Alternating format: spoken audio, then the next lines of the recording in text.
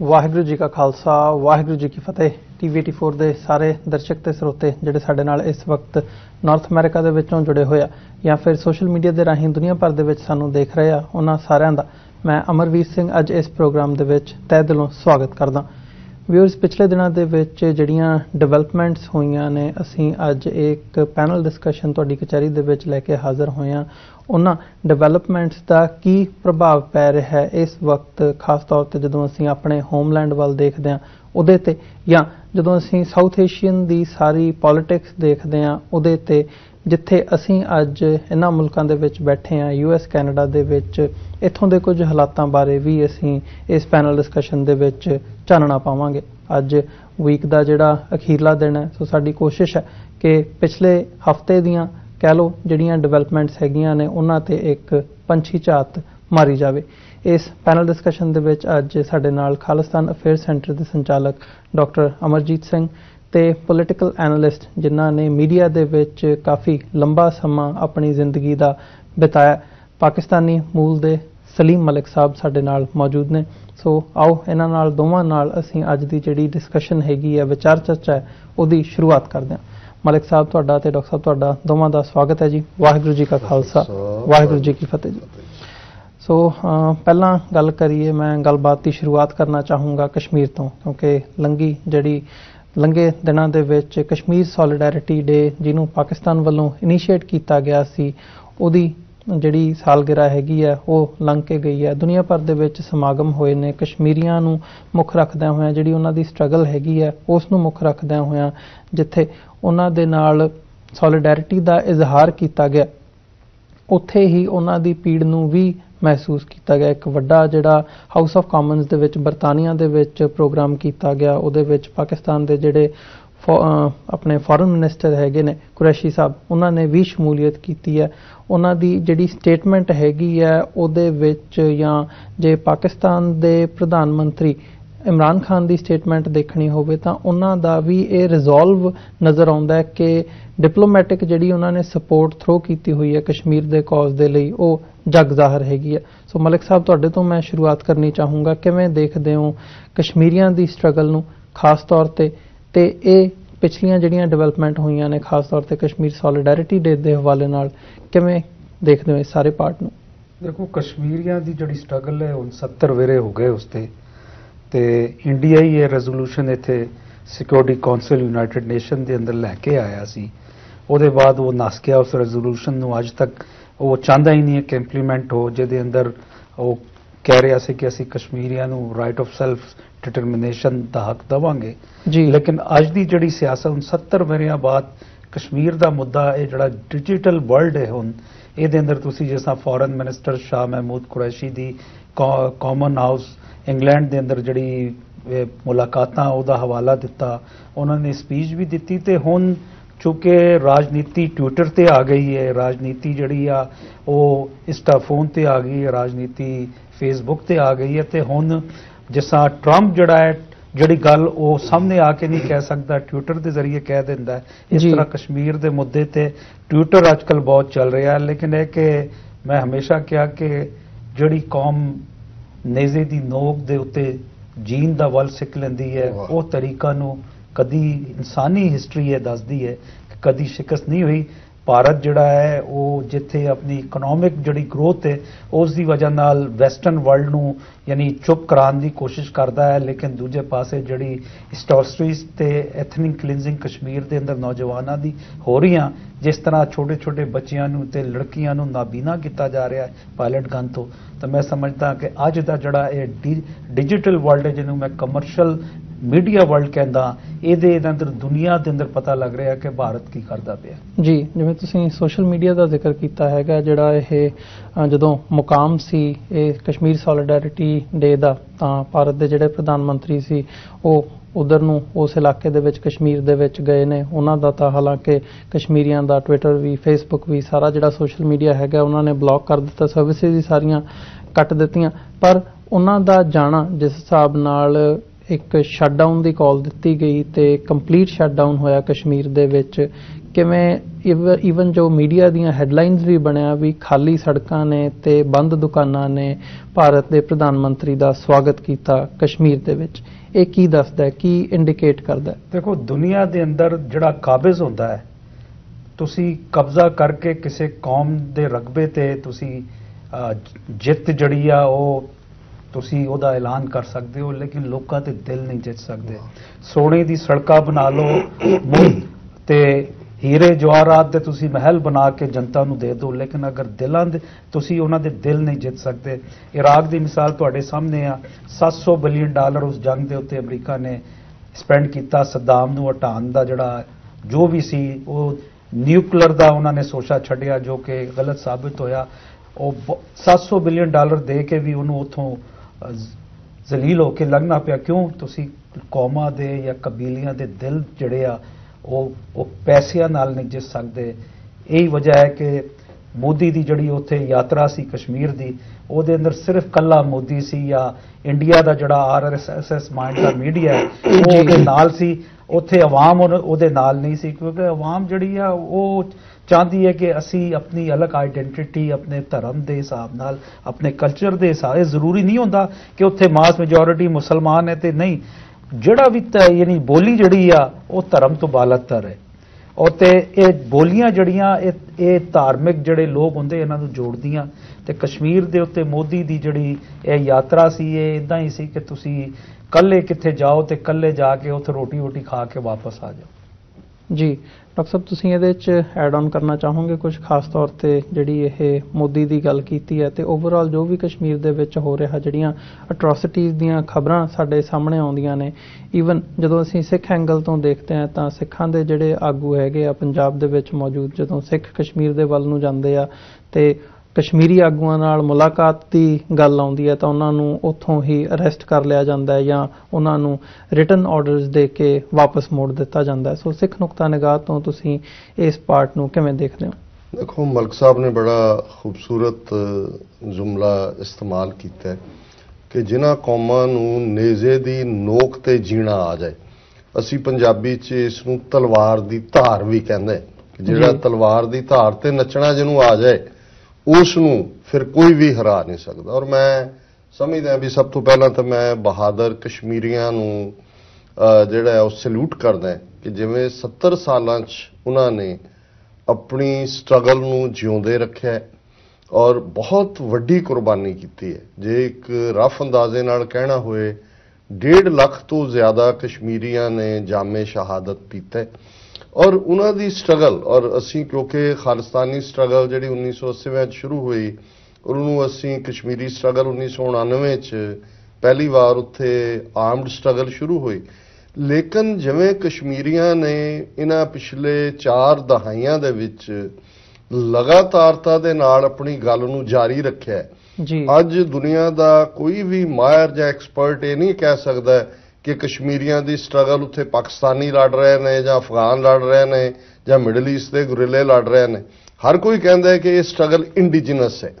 ਫਿਰ ਜਿਹੜਾ ਅਕਸਰ ਅਫਗਾਨਿਸਤਾਨ ਜਾਂ ਦੂਸਰੇ ਹਵਾਲੇ ਨਾਲ ਜਦੋਂ ਉਹਨਾਂ ਦੇ ਯੋਧਿਆਂ ਦੀ ਗੱਲ ਹੁੰਦੀ ਹੈ ਤੇ ਫਿਰ ਕਹਿਣਗੇ ਜੀ ਮਦਰਸੇ ਬ੍ਰੇਨ ਵਾਸ਼ ਕਰਦੇ ਨੇ, ਇਹ ਜੰਨਤ ਦੀ ਟਿਕਟ ਦਿੰਦੇ ਨੇ ਉਹਨਾਂ ਨੂੰ।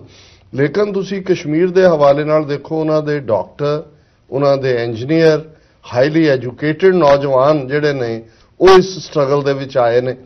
ਔਰ ਗਰਾਊਂਡ ਲੈਵਲ ਤੇ ਦੇਖਣਾ ਹੋਏ ਤੇ ਤਾਲਿਬੇ ਇਲਮ, ਸਕੂਲਾਂ ਦੇ ਬੱਚੇ ਬੱਚੀਆਂ ਜਿਹੜੇ ਨੇ ਉਹ ਸਕੂਲਾਂ ਚੋਂ ਨਿਕਲਦੇ ਆ, ਉਹਨਾਂ ਦੇ ਕੋਲ ਕੁਝ ਨਹੀਂ ਹੈ, ਲੇਕਿਨ ਉਹਨਾਂ ਦੇ ਅੰਦਰ ਇੱਕ ਹੁਬ ਹੈ ਆਜ਼ਾਦੀ। ਆਜ਼ਾਦੀ ਇਹਨਾਂ ਦੀਆਂ ਪੈਲਟ ਗਨਸ, ਇਹਨਾਂ ਦਾ ਲਾਈਵ ਐਮਨੀਸ਼ਨ, ਇਹਨਾਂ ਦਾ ਸਾਰਾ ਹੀ ਝੂਠਾ ਪ੍ਰੋਪੇਗੈਂਡਾ, ਉਹਨਾਂ ਦੇ ਸਾਰੇ ਜਿਹੜੀਆਂ ਡਿਵਾਈਸਿਸ ਨੂੰ ਬਲੌਕ ਕਰਨ ਦੀ ਲਾਈਨ ਕਸ਼ਮੀਰੀ ਸਟਰਗਲ ਨੂੰ ਡੈਂਪਨ ਨਹੀਂ ਕਰ ਸਕੀ। ਔਰ ਇਹ ਵੀ ਇੱਕ ਬਹੁਤ ਵੱਡੀ ਪ੍ਰਾਪਤੀ ਹੈ ਕਿ 2018 ਦੇ ਵਿੱਚ ਲਗਭਗ 49 ਪੇਜਸ ਦੀ ਰਿਪੋਰਟ ਪਹਿਲੀ ਵਾਰ ਯੂਨਾਈਟਿਡ ਨੇਸ਼ਨਸ ਨੇ ਵੀ ਕਸ਼ਮੀਰੀਆਂ ਦੇ ਉੱਤੇ ਹੋ ਰਹੇ ਜ਼ੁਲਮਾਂ ਦੇ ਬਾਰੇ ਕੱਢੀ। ਔਰ ਇਸ ਵੇਲੇ ਕਸ਼ਮੀਰੀ ਸਟਰਗਲ ਵਾਪਸ ਜਿਹੜੀ ਹੈ ਮੈਂ ਸਮਝਦਾ ਵੀ ਫਰੰਟ ਬਰਨਰ ਤੇ ਹੈ। ਹਾਲਾਂਕਿ ਇੰਡੀਅਨ ਸਮਝਦੇ ਸੀ ਕਿ ਸ਼ਿਮਲਾ ਐਗਰੀਮੈਂਟ ਤੋਂ ਬਾਅਦ ਉਹਨਾਂ ਨੇ UN ਦੀ ਗੱਲ ਮੁਕਾ ਦਿੱਤੀ ਹੈ, ਬਾਈਲੇਟਰਲ ਬਣਾ ਦਿੱਤਾ ਹੈ। ਔਰ ਮੈਂ ਪਾਕਿਸਤਾਨ ਦੀ ਇਮਰਾਨ ਖਾਨ ਸਰਕਾਰ ਦੀ ਸ਼ਲਾਘਾ ਕਰਨੀ ਚਾਹਾਂਗਾ ਕਿ ਇਹਨਾਂ 4-5 ਮਹੀਨਿਆਂ ਦੇ ਪੀਰੀਅਡ 'ਚ ਉਹਨਾਂ ਨੇ ਘੱਟੋ ਘੱਟ ਕਸ਼ਮੀਰੀਆਂ ਨੂੰ ਲੈਟ ਡਾਊਨ ਨਹੀਂ ਕੀਤਾ ਹੈ ਇੰਟਰਨੈਸ਼ਨਲ ਲੈਵਲ ਦੇ ਉੱਤੇ। ਔਰ ਈਵਨ ਸ਼ਾਹ ਮਹਿਮੂਦ ਕੁਰੈਸ਼ੀ ਜਿਨ੍ਹਾਂ ਨੇ ਲੰਡਨ ਪਾਰਲੀਮੈਂਟ 'ਚ ਆ ਕੇ ਐਡਰੈਸ ਕੀਤਾ, ਉਸ ਤੋਂ ਪਹਿਲਾਂ ਉਹਨਾਂ ਨੇ ਯਕੀਨੀ ਬਣਾਇਆ ਕਿ ਉਹਨਾਂ ਨੇ ਮੀਰਵਾਇਜ਼ ਉਮਰ ਫਾਰੂਕ, ਸੈਯਦ ਅਲੀ ਸ਼ਾਹ ਗਿਲਾਨੀ ਜਿਹੜੇ ਕਿ ਹੁਰੀਅਤ ਕਾਨਫਰੰਸ ਦੇ ਲੀਡਰ ਨੇ, ਉਹਨਾਂ ਦੇ ਨਾਲ ਟੈਲੀਫੋਨਿਕ ਗੁਫ਼ਤਗੂ ਕੀਤੀ। ਹਾਲਾਂਕਿ ਇੰਡੀਅਨ ਗਵਰਨਮੈਂਟ ਨੇ ਪ੍ਰੋਟੈਸਟ ਕੀਤਾ ਉਹਨਾਂ ਦੇ ਹਾਈ ਕਮਿਸ਼ਨਰ ਨੂੰ ਬੁਲਾ ਕੇ ਪਾਕਿਸਤਾਨ ਦੇ। ਸੋ ਇਮਰਾਨ ਖਾਨ ਸਰਕਾਰ ਨੇ ਵੀ ਇਹ ਦੱਸਿਆ ਕਿ ਕਸ਼ਮੀਰ ਜਿਹੜਾ ਹੈ ਇਹ ਜਿਵੇਂ ਉਹਨਾਂ ਨੇ term corner stone of the foreign policy ਇਹ ਹੈ। ਸੋ ਮੈਂ ਸਮਝਦਾ ਵੀ ਇੱਕ ਸਿੱਖ ਐਕਟਿਵਿਸਟ ਹੋਣ ਦੇ ਨਾਤੇ ਜਦੋਂ ਕਿ 30 ਮਿਲੀਅਨ ਸਿੱਖ ਕੌਮ ਦਰਿਆਏ ਜਮਨਾ ਤੋਂ ਵਾਘਾ ਤੱਕ independent sovereign nation Khalistan liberate ਕਰਵਾਉਣ ਲਈ ਜਦੋਜਹਿਦ ਕਰ ਰਹੀ ਹੈ, ਮੈਂ ਆਪਣੇ ਦਿਲ ਤੇ ਹੱਥ ਰੱਖ ਕੇ ਗੱਲ ਕਹਿਣੀ ਚਾਹੁੰਦਾ ਕਿ ਕਸ਼ਮੀਰੀ ਜਿਸ ਸਪਿਰਿਟ ਦੇ ਨਾਲ ਲੜ ਰਹੇ ਨੇ ਉਹ ਮੇਰੇ ਲਈ ਵੀ ਬਹੁਤ ਵੱਡੀ ਇਨਸਪੀਰੇਸ਼ਨ ਹੈ, ਮੋਟੀਵੇਸ਼ਨ ਹੈ। ਔਰ ਹਰ ਸਿੱਖ ਐਕਟਿਵਿਸਟ ਜਿਹੜਾ ਹੈ ਉਹ ਕਸ਼ਮੀਰੀਆਂ ਨੂੰ ਦਾਦ ਦਿੰਦਾ ਹੈ ਔਰ ਉਹਨਾਂ ਨੂੰ ਸਲੂਟ ਕਰਦਾ ਹੈ। ਜੀ ਬਿਲਕੁਲ। ਸੋ ਇਸ ਪਲੇਟਫਾਰਮ ਤੋਂ ਅਸੀਂ ਕਸ਼ਮੀਰ ਦੇ ਨਾਲ, ਕਸ਼ਮੀਰੀਆਂ ਦੀ ਸਟਰਗਲ ਦੇ ਨਾਲ ਸੋਲੀਡੈਰਿਟੀ ਦਾ ਵੀ ਇਜ਼ਹਾਰ ਕਰਦੇ ਹਾਂ। ਤੇ ਜੇ ਇਸ ਗੱਲਬਾਤ ਨੂੰ ਅੱਗੇ ਤੋਰਨਾ ਹੋਵੇ, ਜੇ ਹਾਲਾਤਾਂ ਦੀ ਗੱਲ ਕਰਨੀ ਹੋਵੇ, ਤਾਂ ਇਸ ਵਕਤ ਜਿਹੜਾ ਮਾਹੌਲ ਭਾਰਤ ਦੇ ਵਿੱਚ ਬਣਿਆ ਹੋਇਆ, ਇੱਕ ਚੋਣਾਂ ਦਾ ਮਾਹੌਲ ਜਿਹੜਾ ਬਿਗਲ ਚੋਣਾਂ ਦਾ ਉਹ ਵੱਜ ਚੁੱਕਿਆ, ਉਹਦੀ ਸ਼ੁਰੂਆਤ ਹੋ ਚੁੱਕੀ ਹੈ। ਸੋ ਜਿਹੜੇ ਕਸ਼ਮੀਰ ਦੇ ਵਿੱਚ ਹਾਲਾਤ ਬਣੇ ਹੋਏ ਨੇ, ਅਸੀਂ ਨਾਰਥ ਈਸਟ ਦੀਆਂ ਸਟੇਟਾਂ ਦੇ ਵਿੱਚ ਦੇਖਦੇ ਹਾਂ, ਫਿਰ ਸਿਟੀਜ਼ਨਸ਼ਿਪ ਐਕਟ ਦਾ ਜਿਹੜਾ ਵਰਤਾਰਾ ਹੈਗਾ, ਸੋ ਇਸ ਸਾਰੇ ਪਾਰਟ ਨੂੰ ਤੁਸੀਂ ਦੇਖਦੇ ਹੋ ਵੀ ਇਹਦਾ ਕੋਈ ਇੰਪੈਕਟ ਬੀਜੇਪੀ ਦੇ ਉੱਤੇ ਪੈ ਰਿਹਾ ਹੈ, ਜਾਂ ਇਹ ਕਹਿ ਲਿਆ ਜਾਵੇ ਵੀ ਚੋਣਾਂ ਦੇ ਵਿੱਚ ਉਹਨਾਂ ਨੂੰ ਇਹਦਾ ਕੋਈ ਨੁਕਸਾਨ ਹੋ ਸਕਦਾ ਜਿਹੜੀਆਂ ਹੁਣ ਆਉਣ ਵਾਲੇ ਮਹੀਨਿਆਂ ਦੇ ਵਿੱਚ ਡਿਊ ਹੈਗੀਆਂ ਨੇ? ਨਹੀਂ, ਦੇਖੋ ਰਾਦਰ ਕਸ਼ਮੀਰ ਮੁੱਦੇ ਨੂੰ ਇਸ ਹੱਦ ਤੱਕ ਜਾ ਕੇ ਨੈਗੇਟ ਕਰਦੇ ਰਹਿਣਾ ਇਹ ਬੀਜੇਪੀ ਦੇ ਜਿਹੜੀ ਪੋਲ ਸਟ੍ਰੈਟਜੀ ਹੈ ਉਸ ਦਾ ਹਿੱਸਾ ਹੈ। ਮੋਦੀ ਦਾ ਉੱਥੇ ਜਾਣਾ, ਔਰ ਜੇ ਅੱਜ ਦੀਆਂ ਖਬਰਾਂ ਅਸੀਂ ਦੇਖੀਏ ਤੇ ਉੱਥੋਂ ਦਾ ਜਿਹੜਾ ਗਵਰਨਰ ਮਲਿਕ ਜਿਹੜਾ ਆਰਐਸਐਸ ਦਾ ਖਾਸ ਬੰਦਾ ਹੈ, ਉਹਨਾਂ ਨੇ ਲੱਦਾਖ ਨੂੰ ਸੈਪਰੇਟ ਡਿਵੀਜ਼ਨ ਡਿਕਲੇਅਰ ਕਰ ਦਿੱਤਾ ਹੈ। ਉਹਨਾਂ ਨੇ ਕਿਹਾ ਜੀ ਕਿ ਇਹ ਆਲਰੇਡੀ ਉਹ ਜਿਹੜਾ ਕਸ਼ਮੀਰ ਡਿਵੀਜ਼ਨ ਦਾ ਹਿੱਸਾ ਸੀ ਸ੍ਰੀਨਗਰ ਦਾ, ਕਿ ਜੇ ਅਸੀਂ ਸੈਪਰੇਟ ਡਿਵੀਜ਼ਨ ਬਣਾ ਰਹੇ। ਸੋ ਜਿਹੜੀ ਡਿਵਾਈਡ ਐਂਡ ਰੂਲ ਲਾਈਨ ਜਿਹੜੀ ਕਿ ਭਾਵੇਂ ਅੰਗਰੇਜ਼ਾਂ ਦੇ ਹਵਾਲੇ ਨਾਲ ਬਹੁਤ ਵਾਰੇ ਕਿਹਾ ਜਾਂਦਾ ਹੈ, ਪਰ ਮੈਂ ਸਮਝਦਾ ਵੀ ਬ੍ਰਾਹਮਣਵਾਦੀ ਦੇ ਮਾਸਟਰ ਨੇ ਡਿਵਾਈਡ ਐਂਡ ਰੂਲ ਦੇ। 4000 ਸਾਲ ਤੋਂ ਇਹਨਾਂ ਦੀ ਸਰਵਾਈਵਲ, ਜ਼ਾਤ-ਪਾਤ ਤੋਂ ਵੱਡਾ ਕੋਈ ਸਿਸਟਮ ਨਹੀਂ ਹੈ ਡਿਵਾਈਡ ਐਂਡ ਰੂਲ ਦਾ। ਜੰਮੂ ਕਸ਼ਮੀਰ 'ਚ ਵੀ ਇੱਕ ਪਾਸੇ ਉਹਨਾਂ ਨੇ ਜੰਮੂ ਦੇ ਵਿੱਚ ਜੇ ਤੁਸੀਂ ਮੋਦੀ ਦੀਆਂ ਤਕਰੀਰਾਂ ਦੂਸਰਾ ਦੇਖੋ ਕਿ ਉਹਨੇ ਕਿਵੇਂ ਨਫ਼ਰਤ ਫੈਲਾਈ, ਕਿਵੇਂ ਉੱਥੇ ਹਿੰਦੂ ਬੇਸ ਹੈ ਇਹਨਾਂ ਦਾ। ਲੱਦਾਖ ਦੇ ਵਿੱਚ ਜਿੱਥੇ ਕਿ ਮੁਸਲਮਾਨ ਲਗਭਗ ਬਰਾਬਰ ਦੀ ਆਬਾਦੀ ਹੈ ਬੁੱਧਿਸਟਾਂ ਦੇ ਨਾਲ, ਉੱਥੇ ਉਹਨਾਂ ਨੇ ਕਾਰਗਿਲ ਔਰ ਲੇਹ ਇਹਨਾਂ ਲੋਕਾਂ ਨੂੰ ਖੜੇ ਕਰਕੇ ਮੁਸਲਮਾਨਾਂ ਨੂੰ ਸਬਜੂਗੇਟ ਕਰਨ ਦੀ ਲਾਈਨ ਰੱਖੀ, ਸ੍ਰੀਨਗਰ ਨਾਲੋਂ ਤੋੜਨ ਦੀ ਲਾਈਨ ਰੱਖੀ। ਸੋ ਮੈਂ ਸਮਝਦਾ ਹਾਂ ਵੀ ਇਹਨਾਂ ਚੋਣਾਂ ਤੋਂ ਪਹਿਲਾਂ, ਔਰ ਇਹ ਗੱਲ ਸਿਰਫ ਮੇਰੇ ਕਹਿਣ ਦੀ ਨਹੀਂ ਹੈ, ਅਮਰੀਕਨ ਇੰਟੈਲੀਜੈਂਸ ਦੇ ਚੀਫ ਨੇ ਪਿਛਲੇ ਹਫ਼ਤੇ ਜਦੋਂ ਸੈਨੇਟ ਕਮੇਟੀ ਦੇ ਸਾਹਮਣੇ ਟੈਸਟੀਫਾਈ ਕੀਤਾ situation of the world report ਜਿਹਨੂੰ ਕਹਿੰਦੇ ਨੇ, ਸੋ ਉਹਦੇ 'ਚ ਉਹਨਾਂ ਨੇ ਕਿਹਾ ਵੀ 2019 ਦੀਆਂ ਚੋਣਾਂ ਤੋਂ ਪਹਿਲਾਂ ਭਾਰਤ ਦੇ ਵਿੱਚ ਫਿਰਕੂ ਫਸਾਦ ਹੋ ਸਕਦੇ ਨੇ। ਸੋ ਇਹ ਜਿਹੜਾ ਸਿਟੀਜ਼ਨਸ਼ਿਪ ਐਕਟ ਦੇ ਥੱਲੇ ਜਿਸ ਤਰੀਕੇ ਨਾਲ ਉਹਨਾਂ ਨੇ ਆਪਣੇ ਸਿਸਟਮ ਦੀਆਂ ਧੱਜੀਆਂ ਉਡਾਈਆਂ ਕਿ ਜੀ ਬਾਹਰੋਂ ਆਇਆ ਪਾਕਿਸਤਾਨ, ਅਫਗਾਨਿਸਤਾਨ, ਬੰਗਲਾਦੇਸ਼ 'ਚੋਂ ਕੋਈ ਬੌਧੀ, ਕੋਈ ਜੈਨੀ, ਕੋਈ ਹਿੰਦੂ, ਸਿੱਖਾਂ ਨੂੰ ਖੁਸ਼ ਕਰਨ ਲਈ ਵਿੱਚ ਸਿੱਖ ਵੀ ਵਾੜ ਦਿੱਤਾ ਹੈ, ਲੇਕਿਨ ਕੋਈ ਮੁਸਲਮਾਨ ਨਹੀਂ ਆਏਗਾ ਜਾਂ ਨਹੀਂ ਆ ਸਕਦਾ। ਔਰ ਇਸ ਦਾ ਭਾਵੇਂ ਨਾਰਥ ਈਸਟ ਦੇ ਵਿੱਚ ਆਲਰੇਡੀ ਬੜਾ ਵੱਡਾ ਵਿਰੋਧ ਹੋਇਆ ਜੀ, ਔਰ ਆਲਰੇਡੀ ਮੋਦੀ ਨੂੰ ਜਿਹੜੇ ਨੇ ਉਹਨਾਂ ਨੇ ਕਾਲੇ ਝੰਡੇ ਦਿਖਾਏ ਨੇ, ਔਰ ਜਿਹੜੇ ਬੀਜੇਪੀ ਦੇ ਨਾਲ ਪਾਰਟਨਰ ਪਾਰਟੀਆਂ ਨੇ ਉਹ ਵੀ ਵਿਰੋਧ ਕਰ ਰਹੀਆਂ। ਪਰ ਇਹਨਾਂ ਨੂੰ ਵੀ ਪਤਾ ਹੈ ਵੀ ਨਾਰਥ ਈਸਟ ਦੀਆਂ ਕਿੰਨੀਆਂ ਸੀਟਾਂ ਨੇ।